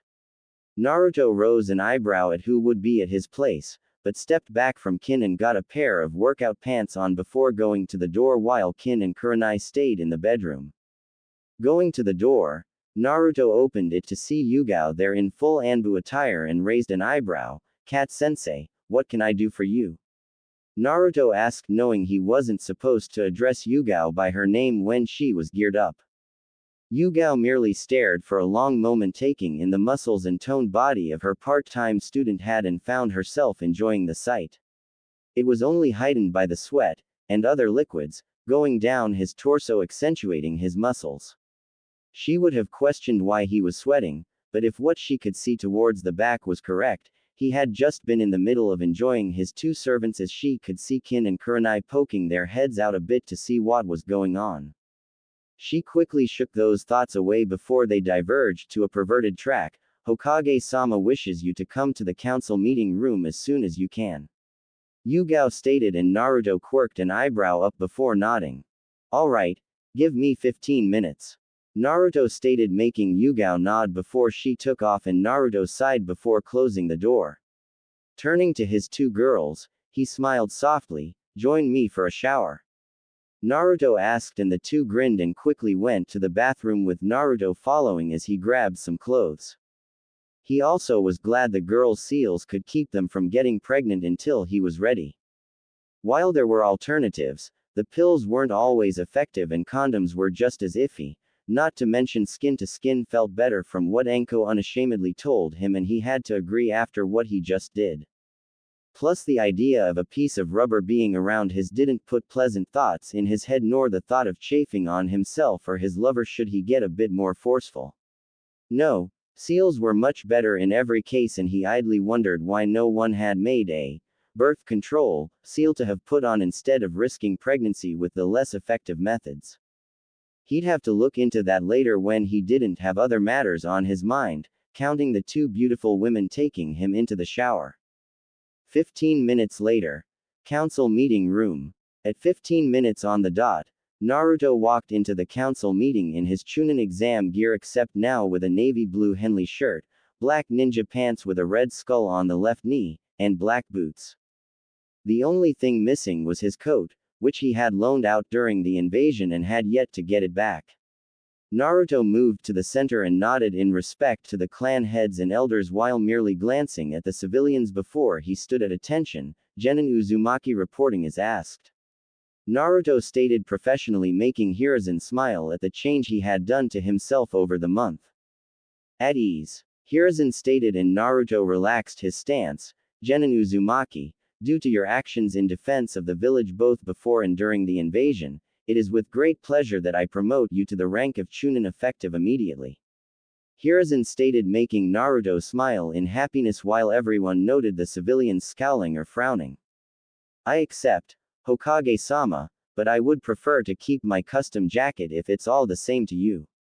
Naruto stated, causing Hiruzen to nod since Naruto wasn't the first Chunin to forego the vest jacket and would not be the last. That's fine, Naruto, but we have something to ask you. Hiruzen stated, making Naruto shrug his shoulders. When you clashed with Orochimaru, you shouted something that caused Orochimaru untold amounts of pain and wouldn't let him use his arms. What was that exactly? Hiruzen asked, as truthfully he didn't know what that was. A method of attacking that I've been experimenting with after learning about sound-based attacks from my servant, Kin. Naruto stated, noting the civilians scowling at him further. Through channeling chakra to my vocal cords, I can do a variety of attacks with varying strengths and damages depending on just how much chakra I channel and what sounds I make. Naruto stated, making a few become intrigued. Sounds? Shino's father Shibi asked, and Naruto nodded. Yes, it depends on just what sounds I utter that determines what happens. It boils down to the following. Some thoughts have a certain sound and, that being an equivalent to a form, through sound and motion, I can paralyze nerves, shatter bones, set fires, suffocate an enemy, or burst his organs as examples. In theory, it could reach the point that I could kill with a word, but I am still testing its full capabilities and have only found a couple of sounds that result in an attack. Naruto stated, surprising everyone in the room. So you paralyzed Orochimaru's nerves in his arms? Hiyashi asked with a frown, since that meant the Sannin could recover and attack again, which was the thought of the other ninja in the room. However, they were surprised when Naruto shook his head with a bit of a smirk. No, I combined a sound that would shatter bones with a sound that would paralyze nerves, allowing the shattering to be done on his nerves. Essentially, I destroyed every nerve within his arms, counting the 5 major ones. This in turn made it so his arms can't work at all despite what his brain tells him, and it also causes untold amounts of pain through his arms. Naruto stated, making many widen their eyes with the ninja in the room, knowing how severe that is, since medical jutsu hadn't reached the point that nerves could be repaired to that level, let alone reconnect them after they were severed from being destroyed. Before I launched the attack, I also added another burst of bone breaking and aimed it at his ribs, hoping for some luck to cause a shard of his ribs to pierce his heart and/or lungs. Since he was able to still function a bit, I'd assume I wasn't that lucky. Naruto finished, since it didn't hurt to at least try and get the kill on the asshole while he was wounded. I see. Very innovative of you, Naruto. Hiruzen stated, making Naruto nod his head in thanks. Now then, we've also called you here because we have a mission for you that is of the utmost importance. Hiruzen stated as Naruto shifted back to his professional stance, making the ninja there smirk. You'll be accompanying Jiraiya to find and bring back my third student, Tsunade Senju. She is to be Hokage and is the best chance of young Lee and Hinata being back to peak physical health. Hiruzen stated, making Naruto nod. And if she should prove hostile or resistant to coming back? Naruto asked, knowing it was a possibility. Hiruzen's face hardened, showing everyone he was still the veteran warrior that no one should with. You are authorized to use any and all means necessary to bring her back alive. If that requires you to incapacitate and transport her back like a prisoner, then so be it. She has been away from the village long enough. Hiruzen stated, knowing that Tsunade wouldn't return very willingly and it was time for her to face the music and return home, no excuses. Understood, though I have to ask something I fear is a possibility. Naruto stated with a tad bit of reluctance. Hiruzen motioned for him to speak. What are your orders? Should she have helped Orochimaru with his arms? While the damage I did is severe and is not fixable by known medical standards, Tsunade is a world-renowned medic and could have increased her knowledge during her time away. Naruto stated, making many tense and frown since that was a possibility. Do you think such a thing could have occurred, Uzumaki-san? Danzo asked, and Naruto clicked his tongue. It is a possibility, yes. Given that Orochimaru knows the Edo Tensei, he could try and bribe Tsunade with the return of one or more loved ones in exchange.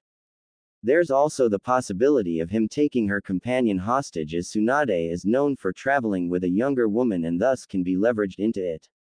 There's also the third possibility of her being captured due to Orochimaru knowing her as well as Jiraiya sensei does, and I'm sure she has a weakness or flaw that can be exploited to make her lose a fight even if she was in top fighting shape. Naruto stated, making them frown as those were valid possibilities. Hiruzen released a heavy sigh knowing he didn't like what he was about to say. If she is willingly helping Orochimaru, then you have clearance for deadly force if necessary.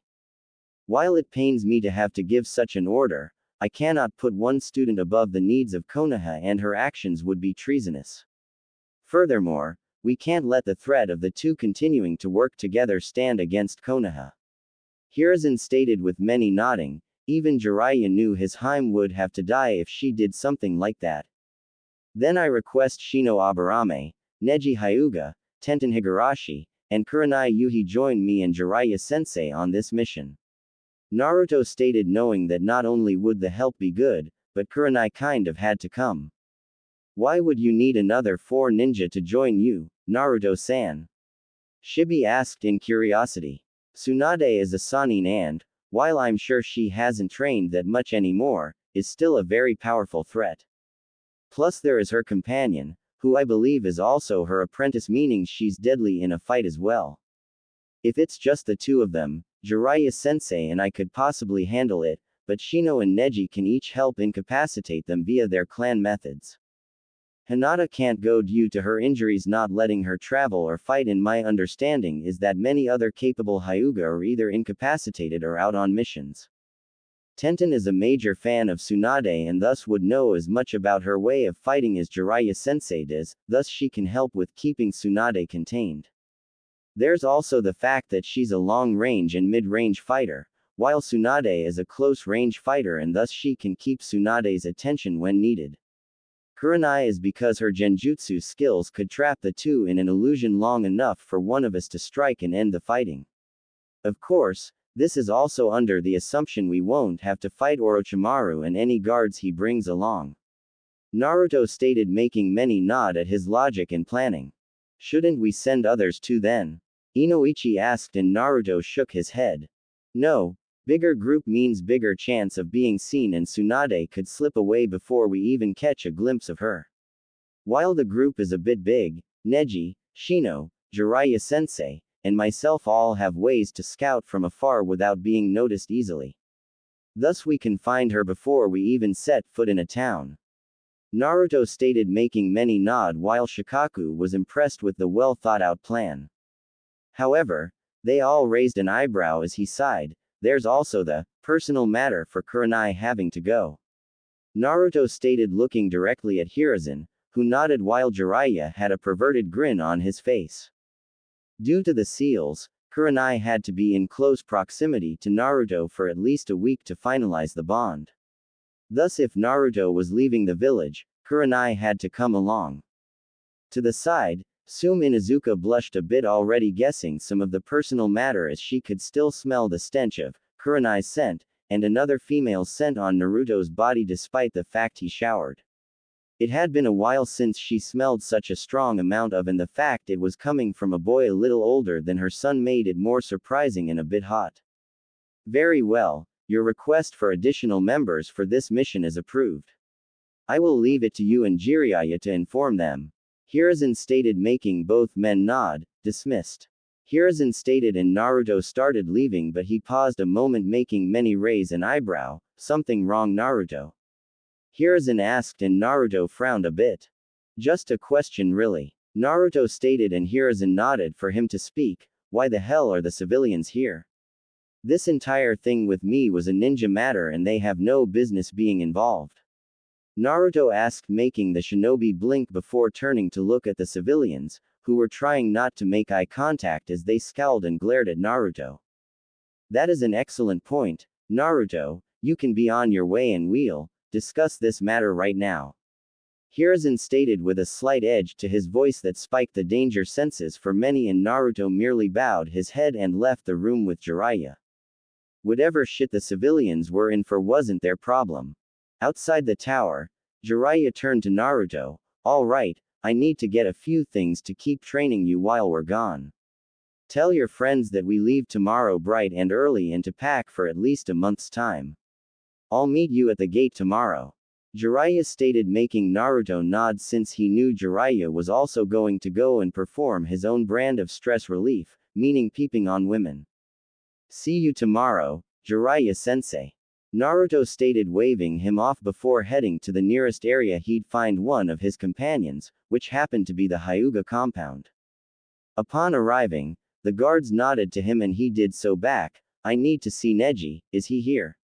Naruto asked, causing the guards to nod. Yes, would you like to come in and see him? The guard on the right asked and Naruto shrugged. I can come in or he can come out, whichever is easiest, as I just need to talk to him for a few minutes. Naruto stated, causing them to nod before the left one motioned him to follow, which he did as he was led through the compound to one of the training areas where Neji was going through katas. Naruto Uzumaki, to see you, Neji. The guard stated before bowing to Naruto and returning to his post. Hello Naruto-san. How have you been since the exams? Neji asked civilly and Naruto shrugged. Busy, but who hasn't been? Naruto stated with Neji nodding before motioning him to sit. What can I do for you, Naruto-san? Neji asked and Naruto sighed. Well, first off, stop with the sand stuff since we don't need it with everything and it's just us two, so no reason to be formal. Second, I came to tell you that you'll be accompanying me and Jiraiya of the Sannin along with 3 others for a mission. Naruto stated, making Neji raise an eyebrow. What kind of mission would require 2 genin, a Sannin, and 3 others? Neji asked and Naruto smirked. Technically, it's 3 genin, a Sannin, a Jonin, and a Chunin. I was promoted about 15 minutes ago. Naruto stated, making Neji widen his eyes slightly before nodding. I see, congratulations. Neji stated, since Naruto did deserve the promotion. Hiashi had told him what Naruto had done during the break and during the invasion of Konoha. Neji would have been surprised if Naruto wasn't promoted. Thank you. As for the mission, we are going to retrieve Tsunade Senju to become Hokage of the village as well as heal Lee and Hinata. Naruto supplied, making Neji nod with a more serious expression. I see, and with my Byakugan, I can help find her faster within any town or area. Neji stated, knowing he was on the very short list of candidates of the Hyuga to go. Too many of them were on patrols, high-pay missions, too old to travel, or were wounded and recovering, thus he was the best option available really. Plus as a branch member he was safer from anyone's attempts to take the Byakugan. Yes, Shino Aburame will also be coming to help with that point as well. Tenten and Kurenai Yuhi are coming should the interaction with Tsunade become violent. Naruto stated, making Neji nod before he frowned. And I and Shino can help in that regard since we can incapacitate her in our own unique methods. Neji stated and Naruto nodded. Should we expect trouble? Neji stated, knowing that would help him know what to pack and prepare for. We hope there won't be, but prepare for the worst just in case there will be. We suspect Orochimaru might also be looking for her, which means we could have to contend with him and any guards he brings on top of Tsunade should she be resistant to return here. Naruto stated, making Neji nod. Good, we'll be leaving no later than 7 a.m. unless Jiraiya-sensei gets held up for some reason. Naruto informed, making Neji nod again. Do you by chance know where Tenten is? Shino, I can ask his clan, and I know where Kurenai is. Naruto asked and Neji frowned. She works part-time at a weapons shop called the Metal Claw. Neji stated while thinking, I don't know where she lives other than it's an apartment supplied by the village. Neji stated, making Naruto nod before he stood. All right, thanks. I'll see you tomorrow. Make sure to pack for at least a month's time. Naruto stated, making Neji nod his head as Naruto left to go see if he could find Tenten or Shino. As it turned out, the Aburame compound was closer and Naruto went there before asking the guards about Shino and found out he was helping in one of the couple gardens that they had. Nothing special, mainly plant food for some of their insects. Nodding his thanks, Naruto was allowed in and walked until he found Shino. Hey Shino, you got a minute? Naruto asked, making Shino stand and look at him as he pushed his glasses up. Yes, Naruto-san, what can I do for you? Shino asked as he examined Naruto closely while his bugs were telling him his power was big and it was getting bigger each passing day. Naruto sighed, I wish people wouldn't do the formal crap unless it was a formal setting. Naruto stated, and Shino felt his mouth twitch in a smile. Well, you are my superior given your new rank.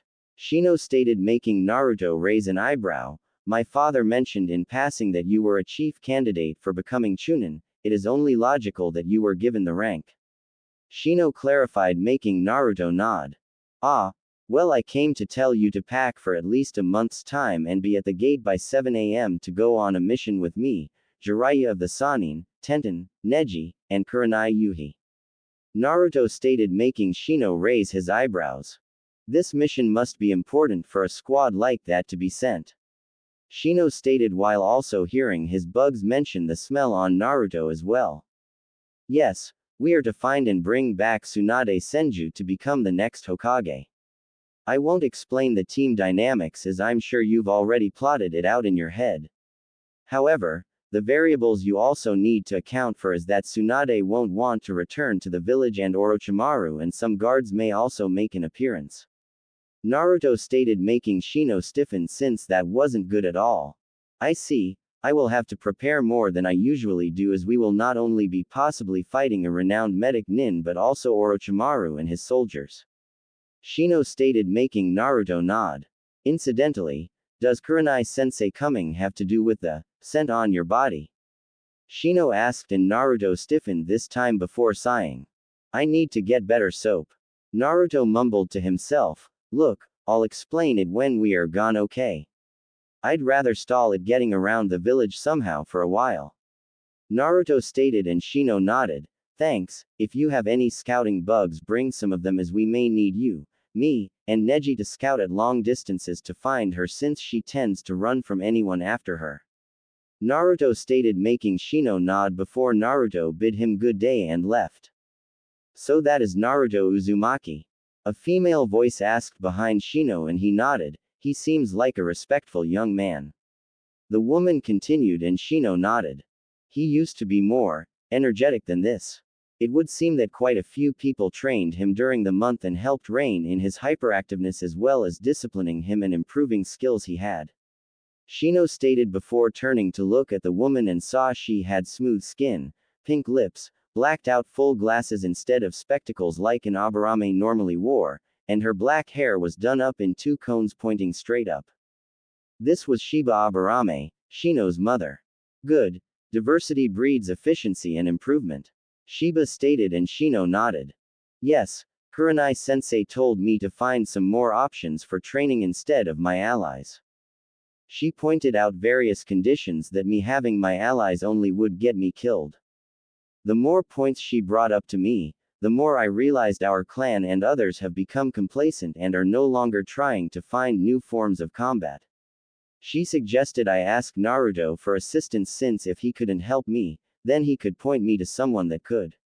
Shino stated, finding his clan's action in not expanding their arsenal to be illogical, but assumed it was just human nature to stick with what is working and go from there. It was still illogical, but it was also understandable. There's logic in what she said. Perhaps on your mission you should ask Naruto-san to help in some way or ask for advice, plus you will have Jiraiya of the Sannin too, so I'm sure he would also have some idea of where to start. Shiba stated, making Shino nod since it was logical. Yes, that would be a wise course of action. Shino stated before nodding his head to her. If you'll excuse me, mother, I'll go pack now and then return to my duties around the compound. Shino stated, and Shiba nodded before Shino left. Kushina-san, I wonder if your boy will be able to help my son becoming greater than his father and I hope you'll watch and help him do that. Shiba stated to no one in particular before she went back to her duties. Meanwhile, Naruto had found the metal claw and entered to see a large burly man there working the counter. Morning to you, young man, what can I get for you? The man asked as Naruto walked to the counter. Hi, I'm looking for Tenten Higurashi, I was told she works here sometimes. Naruto asked and the man raised an eyebrow. Can I ask what this is about? The man asked and Naruto shrugged. I just need to tell her that we'll be going on a mission together tomorrow morning and she needs to pack. Naruto stated, making the man nod. Ah, well, she's not here, it's her day off. She lives in an apartment complex just down the road, number 10J. The man stated, making Naruto nod. Thanks, I might be back to check out your wares sometime. Naruto waved before leaving as the man waved back and went to the back to check on some things. Finding the apartment, and chuckling as he got the joke of Tenten staying in that apartment number, Naruto knocked on the door and waited. Hearing footsteps, Naruto looked up as the door opened only to freeze at the sight before him. Standing in front of him was Tenten, dripping water and wrapped in a towel, letting him see the outline of her toned and fit body as well as peeking at her CC cup tits. Her hair was down and flowing behind her, also dripping with water, and she was looking at him in surprise and with a blush across her face. Hi Naruto, I wasn't expecting you or anyone. Tenten stated as she looked at him. Is there something you need? Tenten asked, still blushing and a bit nervous. Damn, not only is she hot, but she's also really cute when she's flustered like this. Naruto thought to himself before shaking the thoughts away since he didn't need his pants to become uncomfortable. Sorry, I needed to talk to you. Mind if I come in and wait for you to get dressed or something? Naruto asked, and Tenten blushed a bit at having a guy in her apartment alone with her. Sure, no problem. Tenten stated before she let him in and closed the door. Walking in, Naruto saw it was a flat-style apartment, only it was only one room besides what he assumed was a bathroom towards the back. Kitchen, dining room, living room, bedroom, and training room all put into one space without any real dividing wall. He tried not to stare at the different panties and bras that were scattered by her bed, since some were going to really make his pants uncomfortable if he pictured her wearing them. Thankfully, she noticed them too and moved over to start moving them, causing Naruto to turn around as her bending over caused her towel to pull up and let her peek out along with some of her ass. Why did Kami have to be so mean to him? Inside him, Kurama snorted, since Kami wasn't being mean, he was throwing the kid a bone and the kid was being too nice to take it. Though, given Kami's nature, that would either make him try harder or reward the kid more for being chivalrous. Either way, Kurama was going to get some more entertainment from this before the day was out. He may be starting to like and respect the kid, but it was still fun as hell to tease and get a ride out of him. Naruto kept his back turned as Tenten pulled a screen up and blocked his view of her, though she did give him points for keeping his back turned. So what did you need? Tenten asked as she kept drying herself. I came to tell you that we were going on a mission tomorrow to retrieve someone. Naruto stated, making Tenten blush a bit on being on a mission with him. Oh, who are we getting? Tenten asked, having lifted her towel to dry her hair only to freeze at Naruto's next words. Tsunade Senju. Naruto stated before he heard a gasp and then footsteps and turned just in time for Tenten to grab the front of his vest and start shaking him with stars in her eyes. We're going to get Tsunade-sama, the famous kunoichi and female sannin. Tenten asked excitedly and was happy before she noticed Naruto blushing and looking away. What's wrong? She asked in confusion, and Naruto raised a hand and pointed down, causing her to frown before she looked down. However, she then gasped as she did, released an eep noise, and blushed like a tomato. In her haste and excitement, she forgot her towel wasn't wrapped around her anymore, and thus she was nearly chest to chest with Naruto, with her being fully. To make matters worse for both of them, Naruto had an erection and it was close to poking her from within his pants. Tenten quickly retracted her hands and tried to cover herself, but Kami struck again as her feet slid on the floor due to the wet spots she left from walking. She unconsciously followed her first instinct and grabbed Naruto to catch herself, with Naruto grabbing her to help, but her momentum ended up pulling them both down to the floor, causing them to shout in surprise. When the two got their bearings straight, They blushed again as Naruto was on top of Tenten with her pressed against his chest, his clothed erection pressed against her groin, and their faces not even an inch apart. It didn't help that Naruto trying to grab her before they fell ended with his hands holding her wrists down above her head. Both were blushing and trying to think of what to say as they stared the other in the eyes and smelled the other's breath. Kurama merely laughed to himself at the situation and decided to help his container out a bit. Thus, he pushed some pheromones out into Naruto's system, making his scent become the pheromones. Kurama didn't know if it would really affect Tenten, given he was just adding to the mood, not shoving Tenten into being a horny mess. For the two teenagers, Naruto found her very beautiful with her chocolate eyes, her pouty lips, smooth skin, and her hair sprayed out like a wave framing her beautiful features. Her were firm against his chest and her skin was smooth from what he felt with his hands. Her breath smelled like jasmine and honey. How that was possible Naruto didn't know and he wasn't sure he cared. Her body smelled like lilacs and vanilla, both scents combined together was a bit intoxicating to him. Tenten found him to be really cute with the blush, with it being heightened by his whisker marks, and it only added to his handsome features. There was also his eyes being like two sapphire jewels that just held her attention. Then of course, there was also the feel of his erection pressed against her and she could tell it was big. His breath smelled a bit odd to her, no unpleasant, just odd, as it smelled like mint, a hint of cherry, and something she couldn't identify. His smell was pleasant enough to her too and seemed to make her body want to shiver, but she just found herself captivated by his eyes and found herself unable to move, until she did. Just as Naruto was about to release her hands, Tenten lunged forward and kissed him, making him widen her eyes before she pulled back, blushing and panting with Naruto. The two just looked at each other before kissing each other again, and Naruto released her hands and held her hips while Tenten put her arms around his neck and began kissing him harder and more hungrily.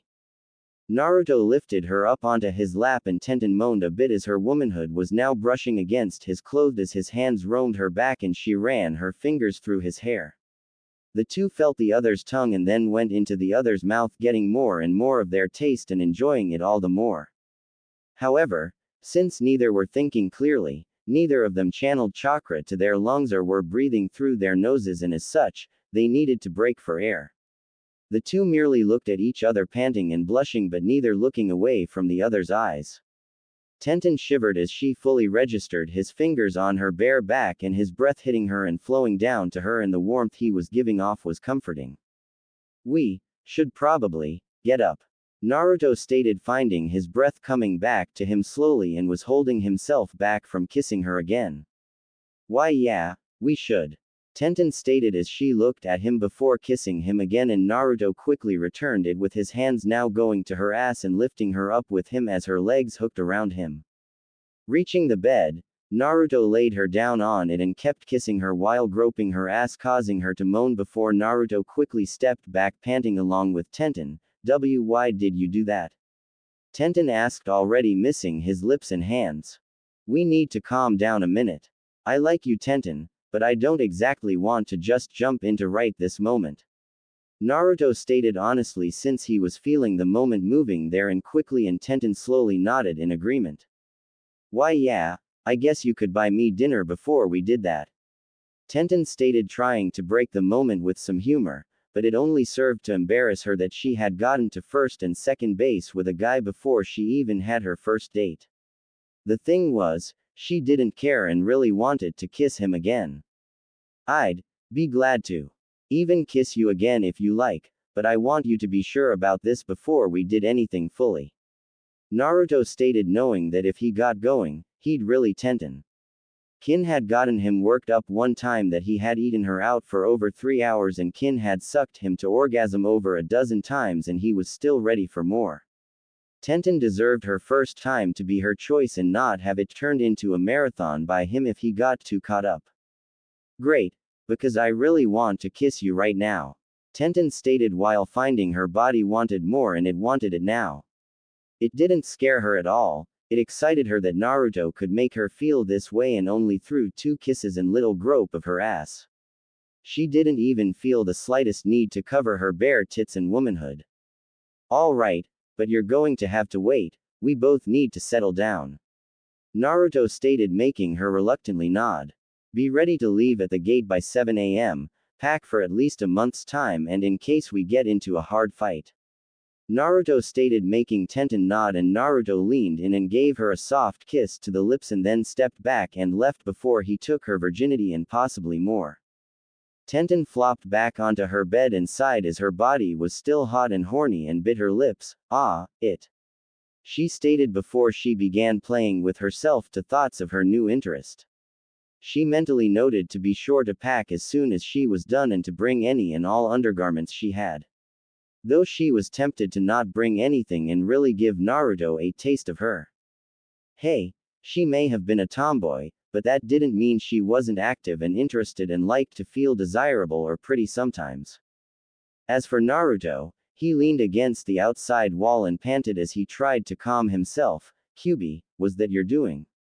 Naruto asked as he panted, and Kurama smirked. Yes and no. I did release some pheromones, but only enough that would have only put her into the mood.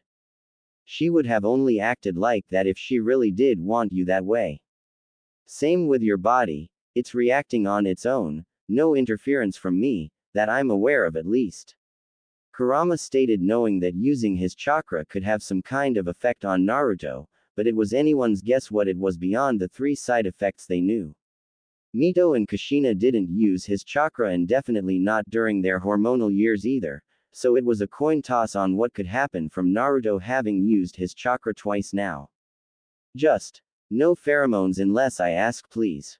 While they may be useful for interrogations at some point, I really don't need random women jumping me if they get really horny.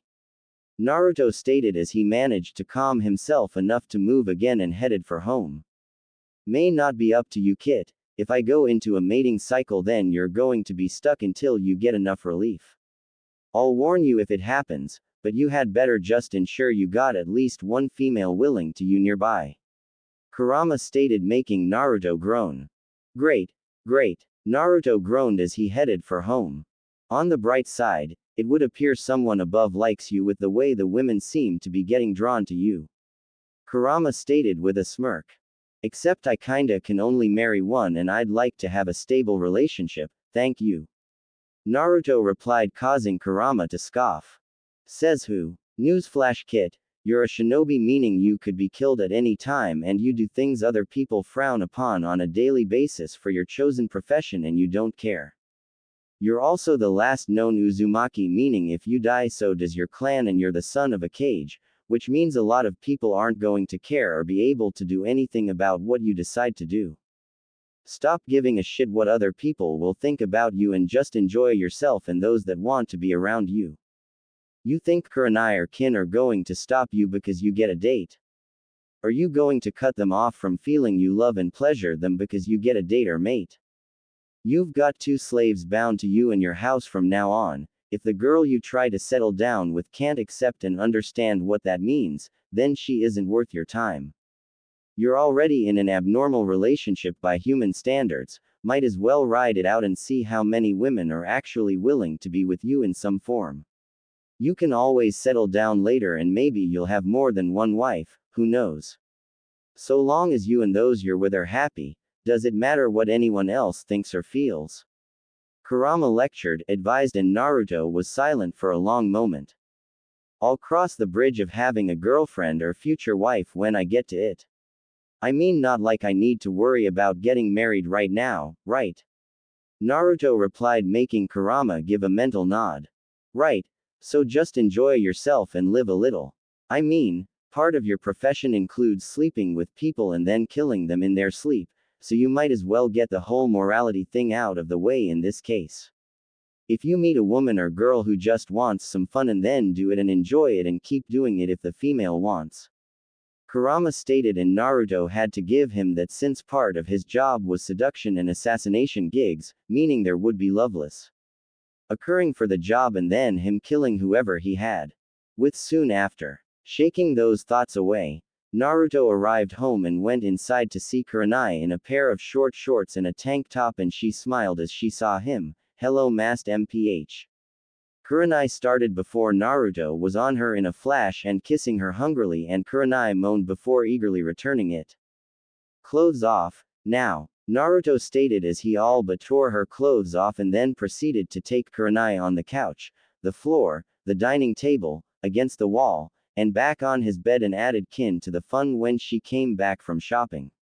He had a lot of pent-up lust and desire right now, and he needed his two slaves to help him vent it all, which they were happy to do. He could tell Kurenai about the mission later after he her and kin silly. Gate of Konoha. 6:55 a.m. Naruto, fully rested and feeling calmer, stood at the gate with a slightly tired and practically glowing Kurenai as he massages her shoulders using chakra to relax her and to let some of his chakra energize her a bit. Of course, he had to be careful not to use too much or Kurenai would be a panting mess wanting to from his chakra stimulating her. Turns out, that was a side effect of having Kurama's chakra filtering into his system. His chakra was naturally laced with Kurama's. As such, small doses stimulated the body in multiple ways depending on just how the chakra is being used, so it could be pleasurable or it could possibly stimulate the body to help it. However, too much acted as a poison and could kill another person or weaken them considerably for an unknown amount of time. Naturally, Naruto planned to experiment with that later on since it could be useful in a variety of ways. Both for the bedroom and outside it. The main interest was possibly healing a person with small doses, since if it could stimulate the body in different ways, who was to say it couldn't stimulate nerves or repairing cells or anything else? It was at least worth a try, since Naruto still needed more chakra control before he could ever think of attempting to learn medical jutsu. His reserves were still increasing the more training he did, and as such he needed more control to fully utilize it. Medical jutsu needed near-perfect control, or a variety of things could go wrong for both the healer and the patient. Not to mention more control meant less chakra used, which meant more injuries healed and less likelihood that the healer would collapse from exhaustion. Naruto wasn't too humble to admit that if he had his chakra fully under control that he could become one of the best medic nins there ever was. He broke from his thoughts as Shino came into view and the two nodded to each other while Kurenai waved. Naturally, Shino took notice of the tattoo on her chest and the choker around her neck and could only assume something had happened to cause his sensei to become a servant member of Naruto's clan. Shino wasn't as slow on the uptake as a lot of others were. He knew of the Uzumaki clan as his clan kept detailed records of allies and friends as well as history. Naturally, that led him to investigate who Naruto's parents were, and he started with what he thought was the easiest, Uzumaki. Like Naruto, he found only one viable name coming up, Kushina Uzumaki. That led to the discovery that rumors stated she and the fourth Hokage were rather close and could be seen as a couple despite no one coming out and asking them, most likely to help keep Kushina safe from a very vengeful Iwa. Shino had evidence and doubts about Naruto being the fourth son, but when he revealed he had a Biju sealed inside of him, that finalized it. Naruto was born the day of the Kyuubi attack, so it was obvious which Biju it was. He was named Uzumaki, and Kushina was the only viable option to be his mother. Minato Namikaze was known as an honorable man, so why would he use someone else's child and not his own? The last nail in the coffin was when Shino found a picture of Minato and Naruto was practically his twin save the whisker marks. If Naruto wasn't the son of Minato Namikaze and Kushina Uzumaki, then someone was making damn sure he at least looked the part. Shino though was saddened for his comrade, now fully seeing the ramifications that he was an orphan, used to seal a demon away, and couldn't even tell anyone who his parents were, or every other village would target him either for revenge or to breed new Uzumaki, Namikaze children to serve the village. He also realized why he always saw glares and looks of disgust from various adults whenever Naruto was around. They hated the jail for what the prisoner had done. Idiots, the lot of them. Shino thought with no small amount of contempt. Even if Shino was to be cold and calculating about this and not care about the emotional and mental trauma his friend had endured while still keeping a smile on his face, there was still a very clear reason to be pissed off at the villagers. If you pissed off the prison, what was to stop it from letting the prisoner out? If Naruto wanted, he could have said to hell with everyone and just let Kyuubi out and not cared because he had no one to really care about, or he wanted the pain to end. However, Naruto decided to be better than others. He took the trauma and kept going, even smiling brightly at people if for no other reason than to be friendly. He was ascending the ranks and was showing that no one should underestimate him. The willpower to do that and the mental fortitude to resist that kind of torture and suffering were just further testaments to his comrades' will to endure. All of this culminated in Shino's decision to be a better comrade and friend to Naruto over what he had been. Even if he wanted to be fully logical about this, he'd still do this because Naruto was steadily growing in strength and power and was getting his name out rapidly. It was only logical that Shino would want to be his ally, both for his own improvement and for his clan's benefit. Shino broke from his thoughts as he saw Tenten and Neji arrive, though he took note of Tenten blushing at Naruto and the slightly jealous look she sent to Kurenai. It seemed his friend was going to have a complicated life in a new way. Especially since Shino had no doubt that Neji saw the tattoo on Kurenai's chest and knew what it meant too, though whether Tenten did or not was another matter entirely. However, neither could make a comment because Jiraiya showed up and grinned at Kurenai getting a massage and quickly scribbled something in a notebook before putting it away. "All right, everyone's here, so let's head out," Jiraiya stated, making them nod as Kurenai stood and kissed Naruto's cheek, making Jiraiya grin while Tenten had a twitching eyebrow. The group then immediately took off, heading for the nearest town where Jiraiya had to meet a contact about Tsunade. Unfortunately, it was a day's travel. Naruto and Jiraiya could have used the toads, but it would have caused a lot of commotion, and if they were lucky enough to have Tsunade be in the town, then landing on giant toads would have sent alarm bells off and she'd be gone before they had a chance. So they were stuck with tree hopping and running to get to where they were going. Naruto, about Kurenai-sensei, Shino stated, making Naruto sigh and Kurenai look at Naruto apologetically since she kinda talked him into this situation, not that she regretted it after yesterday. Kurenai-chan approached me during the first day she was helping me train. She was rather furious with how Neji fought and treated Hinata in the prelims. Naruto started making Neji wince since he was feeling terrible about that after everything, and it was slightly worse because Hinata wasn't holding it against him. Kurenai decided to bribe me into being a bit more ruthless in my fight, which I was going to be anyway, but not fully kill Neji since we both knew Hinata didn't want that. Naruto stated, knowing this was going to become troublesome, especially when word got out by the civilians, no doubt. The problem with having a slave to your clan was that they had to be officially registered as such with the village, not only because Naruto had to ensure she only went on missions that he felt she could handle, but also because any offense aimed at her was also aimed at him and his clan. Thus, in a way, Kurenai had the protection of the Uzumaki clan over her for what it counted. Having slaves used to be more common, but it faded from view when a lot of people started seeing it as barbaric. However, ninja villages still kept the practice as it was a way to keep powerful prisoners alive and a chance to make their village stronger. Daimyos, shoguns, warlords, and other official positions of power had them too. They just jazzed up the name to make it sound friendlier than slave. Indentured servants, house servants, bound concubines, pleasure servants, and a few others came to mind right off the top of his head. He broke from his thoughts as Shino spoke. "A bribe?" Shino asked with a raised eyebrow, and Naruto nodded before Kurenai cut in. "I offered to become his personal slave in exchange for him beating Neji to an inch of his life," Kurenai stated, making the three genin give surprised looks while Tenten was also horrified and hurt that a kunoichi would willingly do that and Naruto would accept.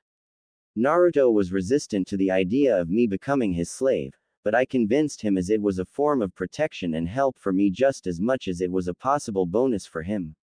I'm actually quite happy with how things have turned out," Kurenai stated, giving a discreet wink to Naruto and making Tenten frown. "How is it a protection or any kind of help?" Tenten asked incredulously as she found the situation degrading and humiliating for a strong and experienced kunoichi. "Well, for one, none of the bastards in the village can try to ask me out anymore as I belong to Naruto.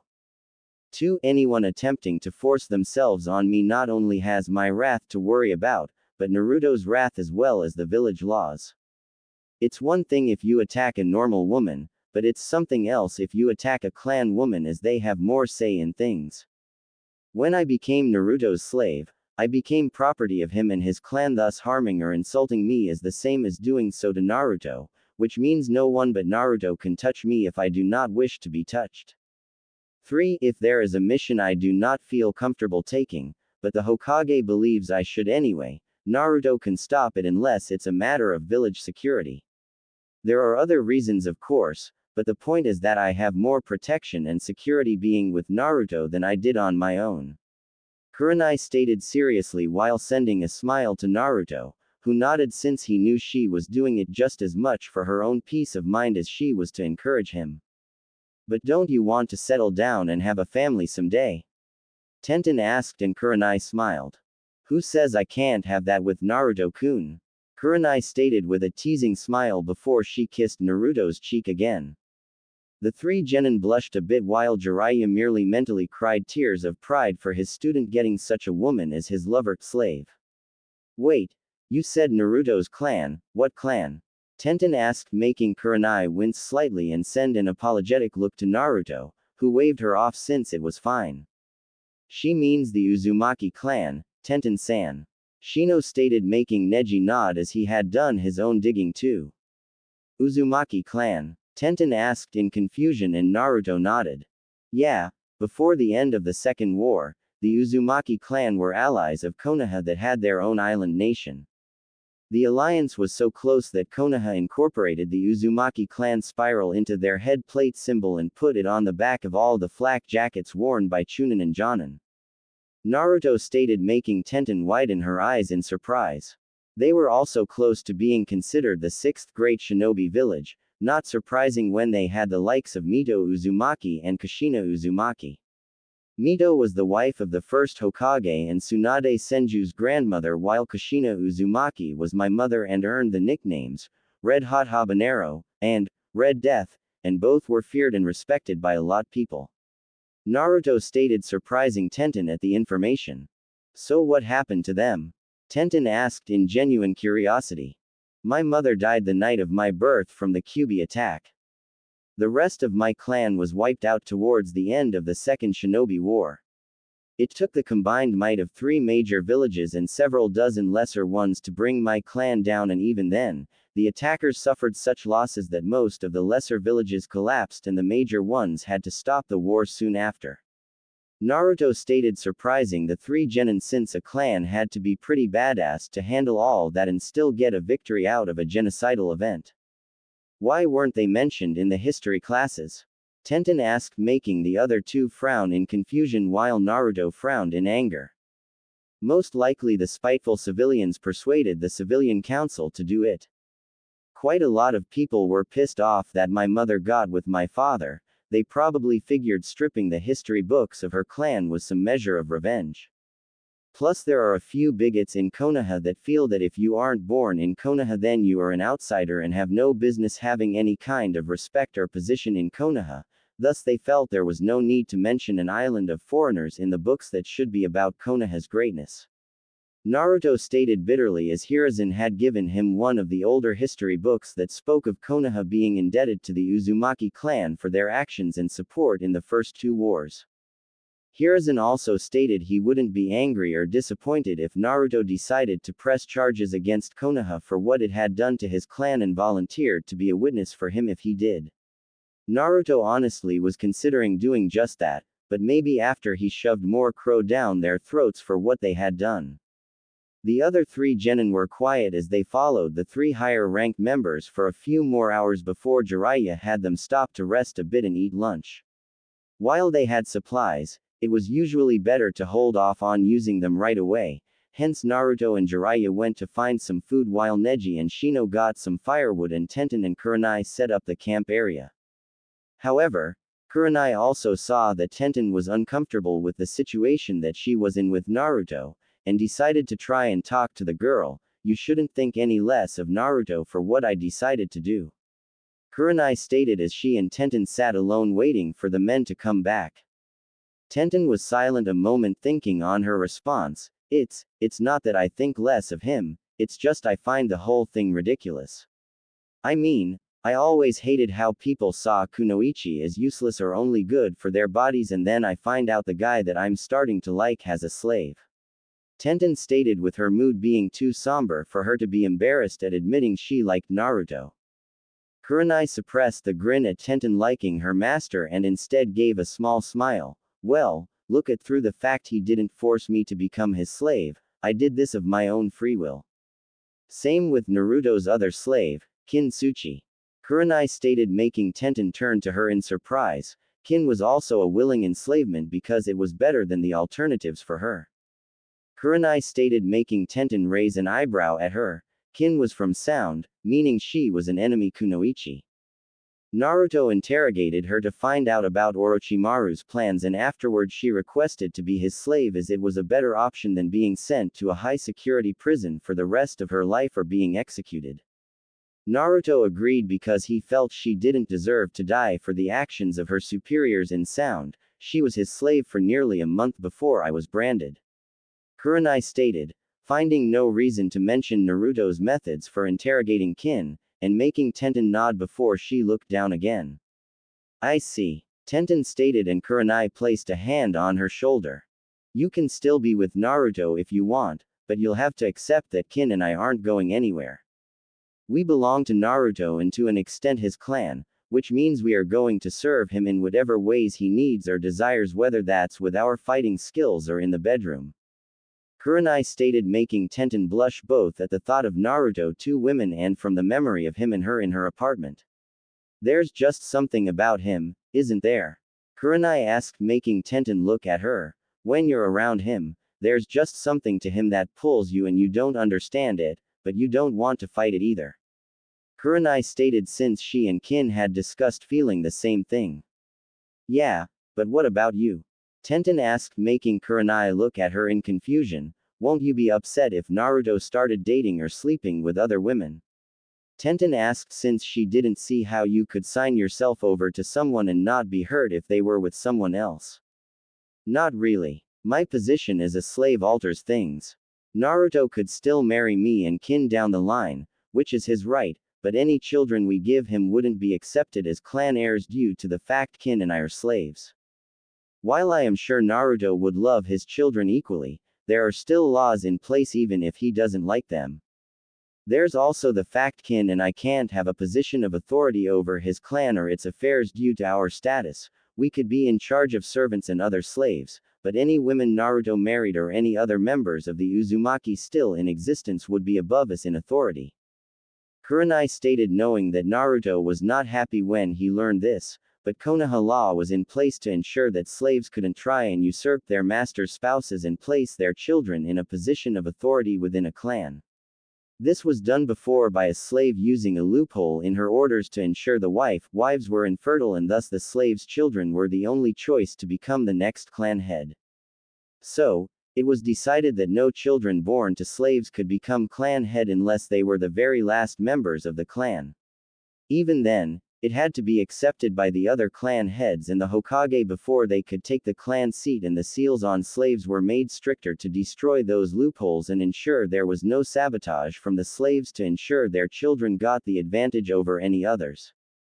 Of course, Kurenai had no issue, and neither did Kin, since neither knew how a clan worked and just wanted to support and love Naruto while giving him children. Even if they couldn't be clan head, that didn't reduce their value or significance in their eyes, and had told this to Naruto with him fully agreeing. He still needed to learn more about his clan and how they did things, but if he had to, he would make new positions in his clan to allow his children, regardless of who was their mother, to feel like a true part of the clan. Kurenai shook those thoughts away to get back to the point. As for myself and Kin, we want Naruto to find more lovers and happiness because he needs it after all the trauma the village gave him, plus the fact he has no known family left at all. Kurenai stated, knowing that Naruto could have kept them for hours before he tired, while Kin and herself could only handle so much. Tenten, on the other hand, frowned in confusion on the trauma part before it hit her like a ton of bricks. He held a biju, Most likely Kyuubi, since no other Biju had ever been reported being near Konoha, and the villagers most likely hated him. She could remember some of the glares the civilians sent his way when he was competing in the finals, so if he got those same looks every day for who knows how many years. She shuddered to think of what it could do to someone with no positive emotional support. Tenten turned back to Kurenai as the woman kept speaking. If you want to be with Naruto, then do it, but you'll have to accept that Kin and I will always be with him both in bed and out of it, and you'll have to learn to live with that. Kurenai stated, making Tenten nod her head before the others started coming back and they roasted some fish before they ate and continued on. Town in Fire Country. Next day. The group made it to the town in one piece after camping for the night and now were walking through town heading for a hotel since Jiraiya said it could take at least a day for him to find his contact and get the information. That was going to be further delayed as a beautiful raven-haired woman was flirting with Jiraiya. Naruto sighed and waved him off while leading the others to a nearby hotel, knowing Jiraiya would be back when he eventually ran out of on-hand cash or got shot down hard.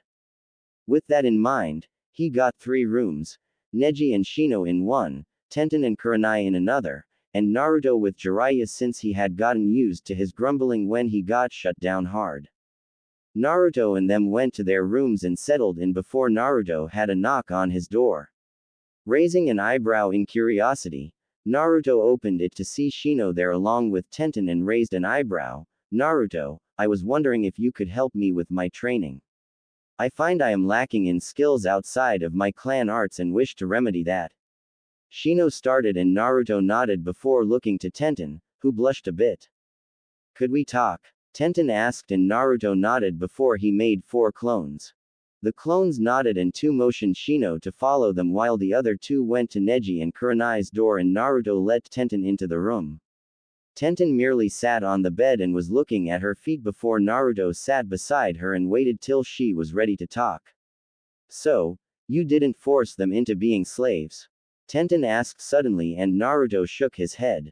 Kin-chan and Kurenai-chan were both of their own volition, though I won't lie and say a part of me isn't happy with this. I mean, it's a lot of men's dream to have beautiful slaves without getting trouble for it. I just made sure they actually wanted to do this before I did anything. Naruto stated, making Tenten nod. Look, Tenten-chan, I am PH. Naruto was cut off as Tenten suddenly lunged at him and took him into a kiss while pushing him on the bed. Naruto was stunned a moment before he returned the kiss and began tongue wrestling with Tenten. Meanwhile, 2 clones with Shino were helping him. One was sparring with him in taijutsu while the other was watching to see what he needed improvement on and what seemed to be natural movements to him. They had started the spar with explaining that if Shino learned to fight up close, his insects could latch onto enemies every time he made contact with them, thus grapples were going to be useful for him. Naruto also had some other ideas for helping him, but wanted to get some basic structure first and then work on harder things. You couldn't build a strong palace without a strong foundation after all. A ways off from them, another clone was sparring with Neji as he wanted to face Naruto more as it pushed him harder than spars in the Hyuga compound did. Sure, it was better than it was thanks to his uncle, but facing an opponent that used the gentle fist and facing an opponent that didn't was a stark contrast. Neji had never been beaten as badly as Naruto had done in the finals, not even when sparring against one of the crueler members of the main house, and Naruto had done it with a style that wasn't gentle fist, but was oddly similar in its own way. The main differences were that it didn't use chakra and incorporated more than just palm thrusts and finger jabs. Neji could verify it was effective and brutal in its style and execution, or maybe Naruto just was, but regardless it was still effective. Neji wanted to keep being pushed into more challenging fights as well as trying new techniques and attacks, which needed someone to fight and able to take the hits and offer input. Realistically, Naruto was the best sparring partner since his shadow clones would give him direct feedback on different hits and mention what did or didn't work that well and allow Neji to adjust accordingly. If push came to shove, Naruto could use that field of life jutsu to let Neji get into another life or death fight. Back with Naruto, He currently had Tenten on his lap with both of them still kissing frantically as his hands held her bubble butt tightly and she was running her hands in his hair. Why is this so good? Tenten asked through gaps in their lips and tongue wrestling. No idea, want to stop. Naruto asked in return, glad that he was keeping his mind focused on breathing through his nose this time. No. Tenten gasped as she kept molding her lips against his and exploring every inch of his mouth with her tongue. However, she whined as Naruto pulled her away, but frowned when she saw him looking at the door with narrowed eyes. Naruto-kun? Tenten asked in concern, though she did blush too at using the affectionate on him. Naruto raised a finger to shush her before he made two clones just as a knock at the door was heard. That you, Jiraiya-sensei? One of the clones asked using a tired tone while the other dispersed to warn the others. No answer came from the door other than another knock. All right, I'm coming. The clone stated in an annoyed tone while the real Naruto picked up Tenten and went out the window and made it down to the street. The clone then opened the door to see two Akatsuki members, Itachi Uchiha and Kisame Hoshigake. Can I help you? The clone asked in a genuine grumpy tone. Naruto Uzumaki. Itachi stated, looking at him. The clone just stared at him in annoyance. We need you to come with us. Itachi continued while being a bit unnerved by the look in Naruto's eyes. They weren't the childlike wonder-filled ones he recalled when he was still in Anbu. These were serious, ready-to-kill eyes. Come on, Itachi. Why not let him fight us? He doesn't need his limbs to be helpful. Kisame stated in a bloodthirsty tone, especially since the brat was supposed to have taken up Zabuza's blade. Yeah, no, sorry. The two grown men asking me to leave and go someplace with them seems very pedophile-like. Naruto stated, causing Kisame to gawk and Itachi to sweat drop since it could be interpreted as that he'd have to work on his delivery at some point in the future. We aren't gay, Kisame shouted, making Naruto raise an eyebrow. Never said you were gay, I said you were a pedophile, big difference. Naruto stated, making Kisame growl before he grabbed Naruto and brought him up to his face before Naruto headbutted him. Kisame recoiled and dropped Naruto while grabbing his nose. I don't want a kiss. Naruto stated, making a vain throb on Kisame's head. Calm down, Kisame, he's baiting you. Itachi stated, and Naruto snorted. Wow. Even your partner doesn't take you seriously, he just made a fish reference to you. Naruto stated, making Kisame's eyebrow twitch violently while Itachi merely blinked, finding that he did unintentionally do that. Naruto then blinked before Kisame grabbed him by the face and lifted him up. That's it. You just lost your limbs. Kisame growled and Naruto mumbled something against his hand. Frowning, Kisame switched his grip to hold the brat by the top of his head. What was that? Kisame asked, annoyed. I said, too bad for you, that's not what I'm here for, but please accept this parting gift. The clone stated before grinning as he glowed, caused Itachi to widen his eyes, but the clone suddenly exploded before he could get a word of warning out. Outside the town, Naruto was with Tenten and a recently shown up Sasuke. After he had jumped out the window, he and Tenten landed in the street and started moving away and ran into Sasuke, who was looking for them. Already knowing the situation, Naruto convinced Sasuke to get ready to fight outside of town where there was more space and no one to get in the way. He was just glad his clones had the rest of his team out of the way, as Kurenai and the clone that went to talk to her were going to find Jiraiya and get him to the real Naruto as quickly as possible. Naruto wasn't a fool. He got lucky and had surprise against Orochimaru.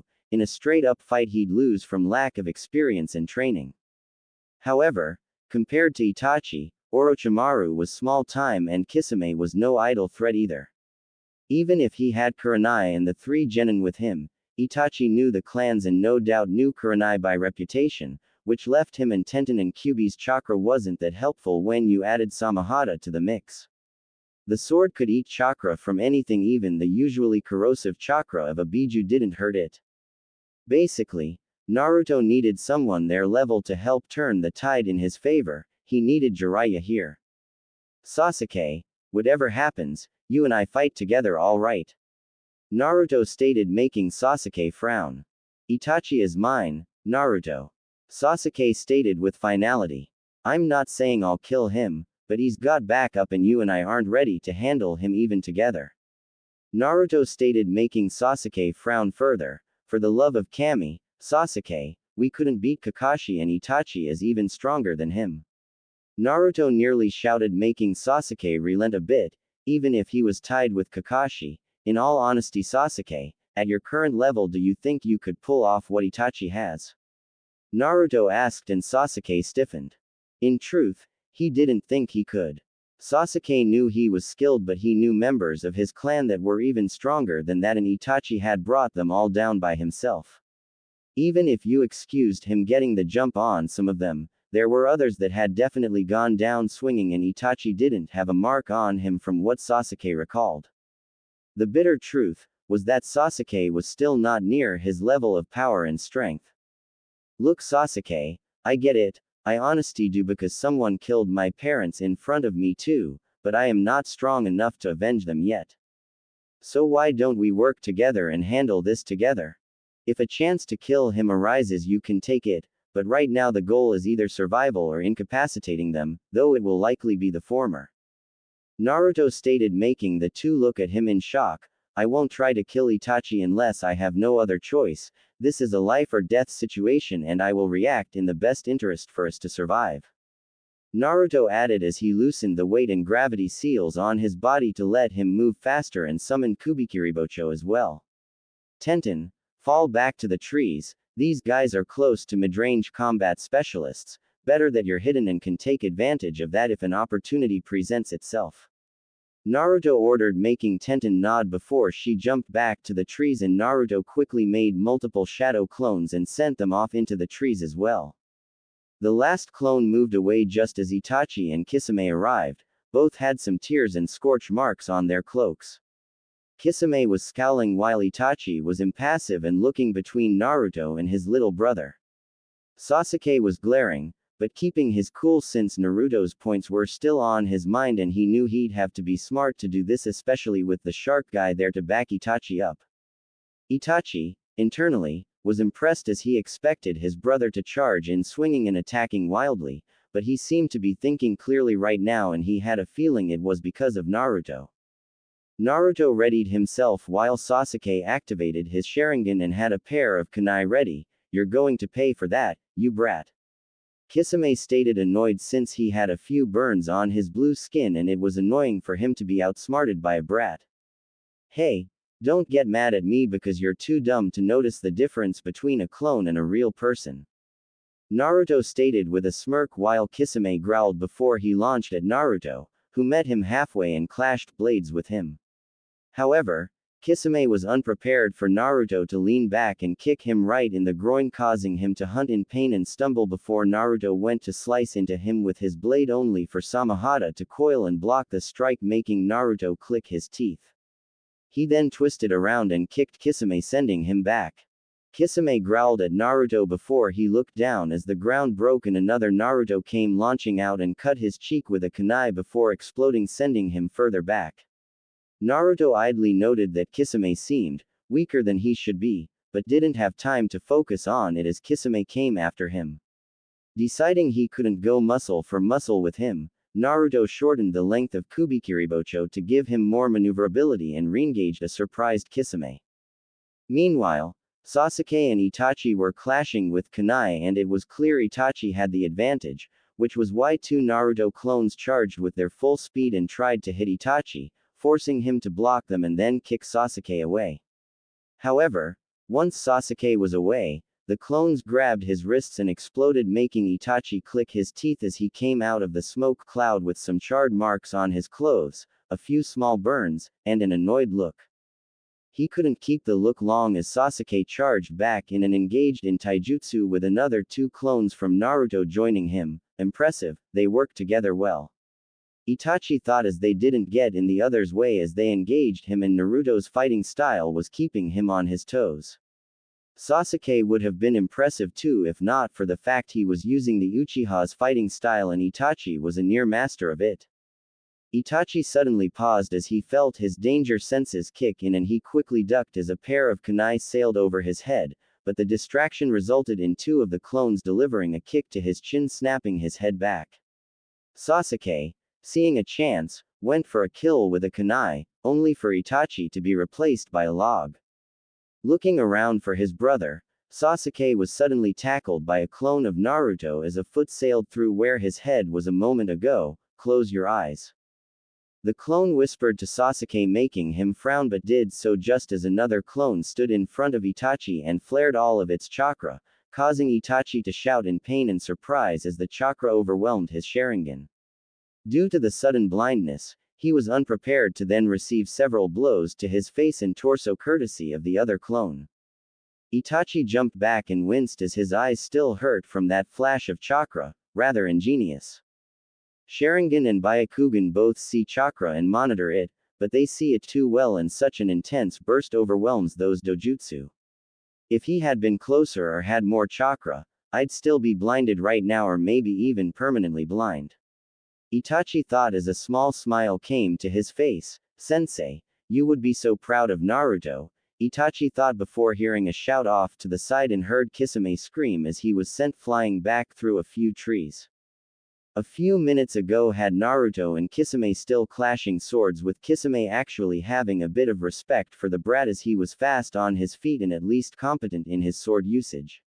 Both he and Naruto had torn and cut clothing, but neither really having any blood showing. Reason being that Kisame was too skilled to get hit fully and Naruto was keeping the shredding to a minimum and Kyuubi was healing before he fully bled. Jumping back, Kisame went through some hand signs, water style, shark bomb jutsu.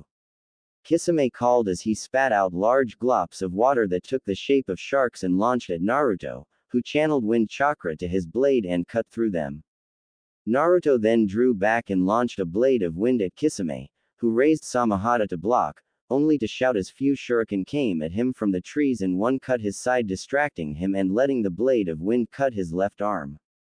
Growling in anger and frustration, Kisame created a few water clones and sent them after Naruto while he went after the nuisance in the trees, who was now panicking.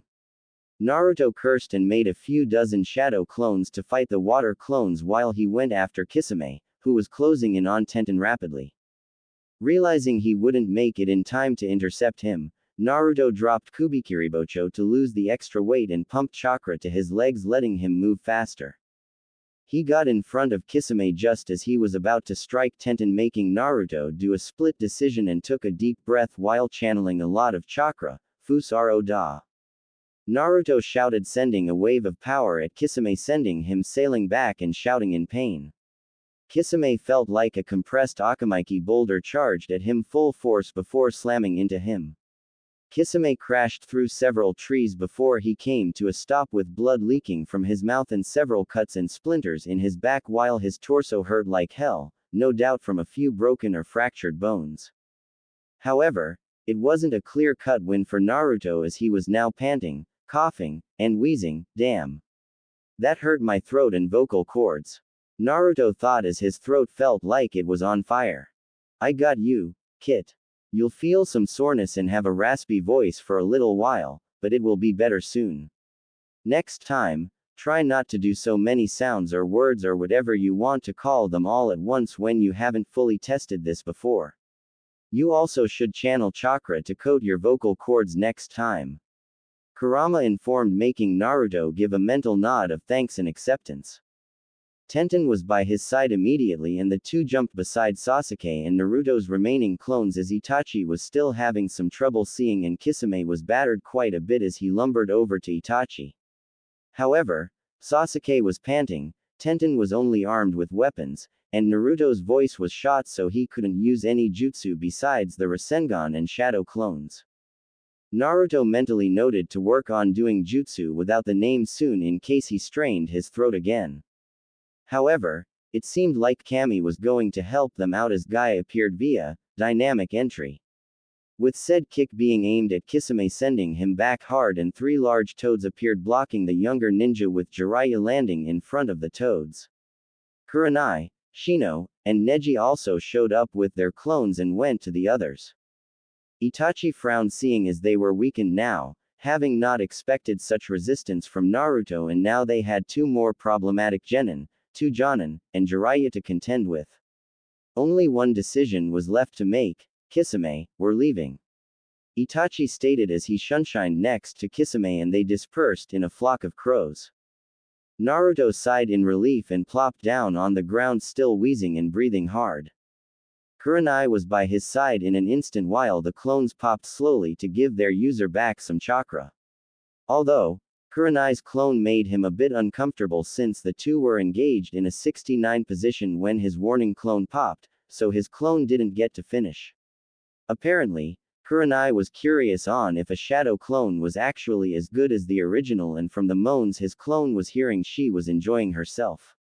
He then looked up as Jiraiya came up to him. You alright? Jiraiya asked and Naruto coughed but nodded slightly. I didn't expect you to get so worn out that fast. Jiraiya stated and Naruto shook his head before patting his throat and then doing a bursting gesture from his mouth with his hand. You used the sound attacks too much. Jiraiya asked, knowing that was the only plausible explanation for his student's gestures. Naruto nodded. Yeah, hurts like a bitch. My throat feels raw and on fire. Naruto croaked out while moving his jaw and rubbing his throat a bit. I'll bet. Jiraiya stated before looking to Sasuke. You're lucky I'm understanding. Sasuke, you technically left the village without approval. Jiraiya stated, making Sasuke wince since he did make a bad call on that and it was in Jiraiya, Guy, and Kurenai's power to reprimand and punish him before sending him to the Hokage. For now, just go back with Guy to the village since we still have a mission to handle. Jiraiya ordered, making Sasuke nod since he wasn't supposed to be here. Sasuke then turned to Naruto. Thanks for the backup, Naruto. At least I have some idea on the gap between Itachi and myself. Sasuke stated, making Naruto shake his head. Not at his best. Naruto stated, making Sasuke and the others frown. I could sense their chakra. They were keeping their chakra contained and suppressed to not attract Jiraiya-sensei to where they were, plus Itachi was still recovering from something. My guess is that they went near Konoha to find me and got into a fight. Naruto stated in still a raspy voice, making Guy nod. He's right, they were at Konoha and got into a fight with Yugao and Asuma before Kakashi intervened. Whatever happened though, Kakashi is incapacitated for the time being, so we need Tsunade even more. Yugao and Asuma got away with some minor injuries. Guy stated, making Naruto nod while the others were worried since 2's ranked missing nin got close to Konoha without anyone noticing quickly. Sasuke, though, grit his teeth knowing the gap between him and his brother was still sizable. However, his attention went to the others when Shino spoke up. Why did you say they were looking for you, Naruto? Shino asked and the others, minus Jiraiya, frowned in thought as well. They want Kyuubi. Naruto stated seriously as he got up and flexed his hand, making Kubikiribocho poof back to his hand before he sealed it away again. He then rolled his neck and shoulders before he sighed. You get the info you needed, Jiraiya-sensei? Naruto asked, his throat feeling a bit better already. Jiraiya nodded. Yeah, we should get going. Jiraiya stated before nodding to Guy and then took off with the rest of his team while Guy and Sasuke headed back to Konoha. However, Sasuke was thinking about the fight and how Naruto seemed to have something prepared no matter what kind of attack was sent his way. If he wanted to beat Itachi, he needed to get more skills under his belt, and right now it was seeming like Naruto or Jiraiya could help with that. He'd have to talk with them when they got back to Konoha. With Naruto and company, they were heading towards a town called Tanzaku, known for its festivals, old palace, and of course their casinos, gambling dens, and sake bars. Hence why Tsunade was heading for there and why they were moving double time to get there before she gambled and had to run for it. Naruto was just hoping it was going to be a simple mission from here on out, but given his luck he knew they were going to have more trouble before things got better. He just hoped his throat and voice were back to normal when that time came. If nothing else, he could make some money gambling in Tanzaku. Maybe bribe Tsunade into coming back if nothing else worked. Time would tell how much his luck was kind or cruel to him.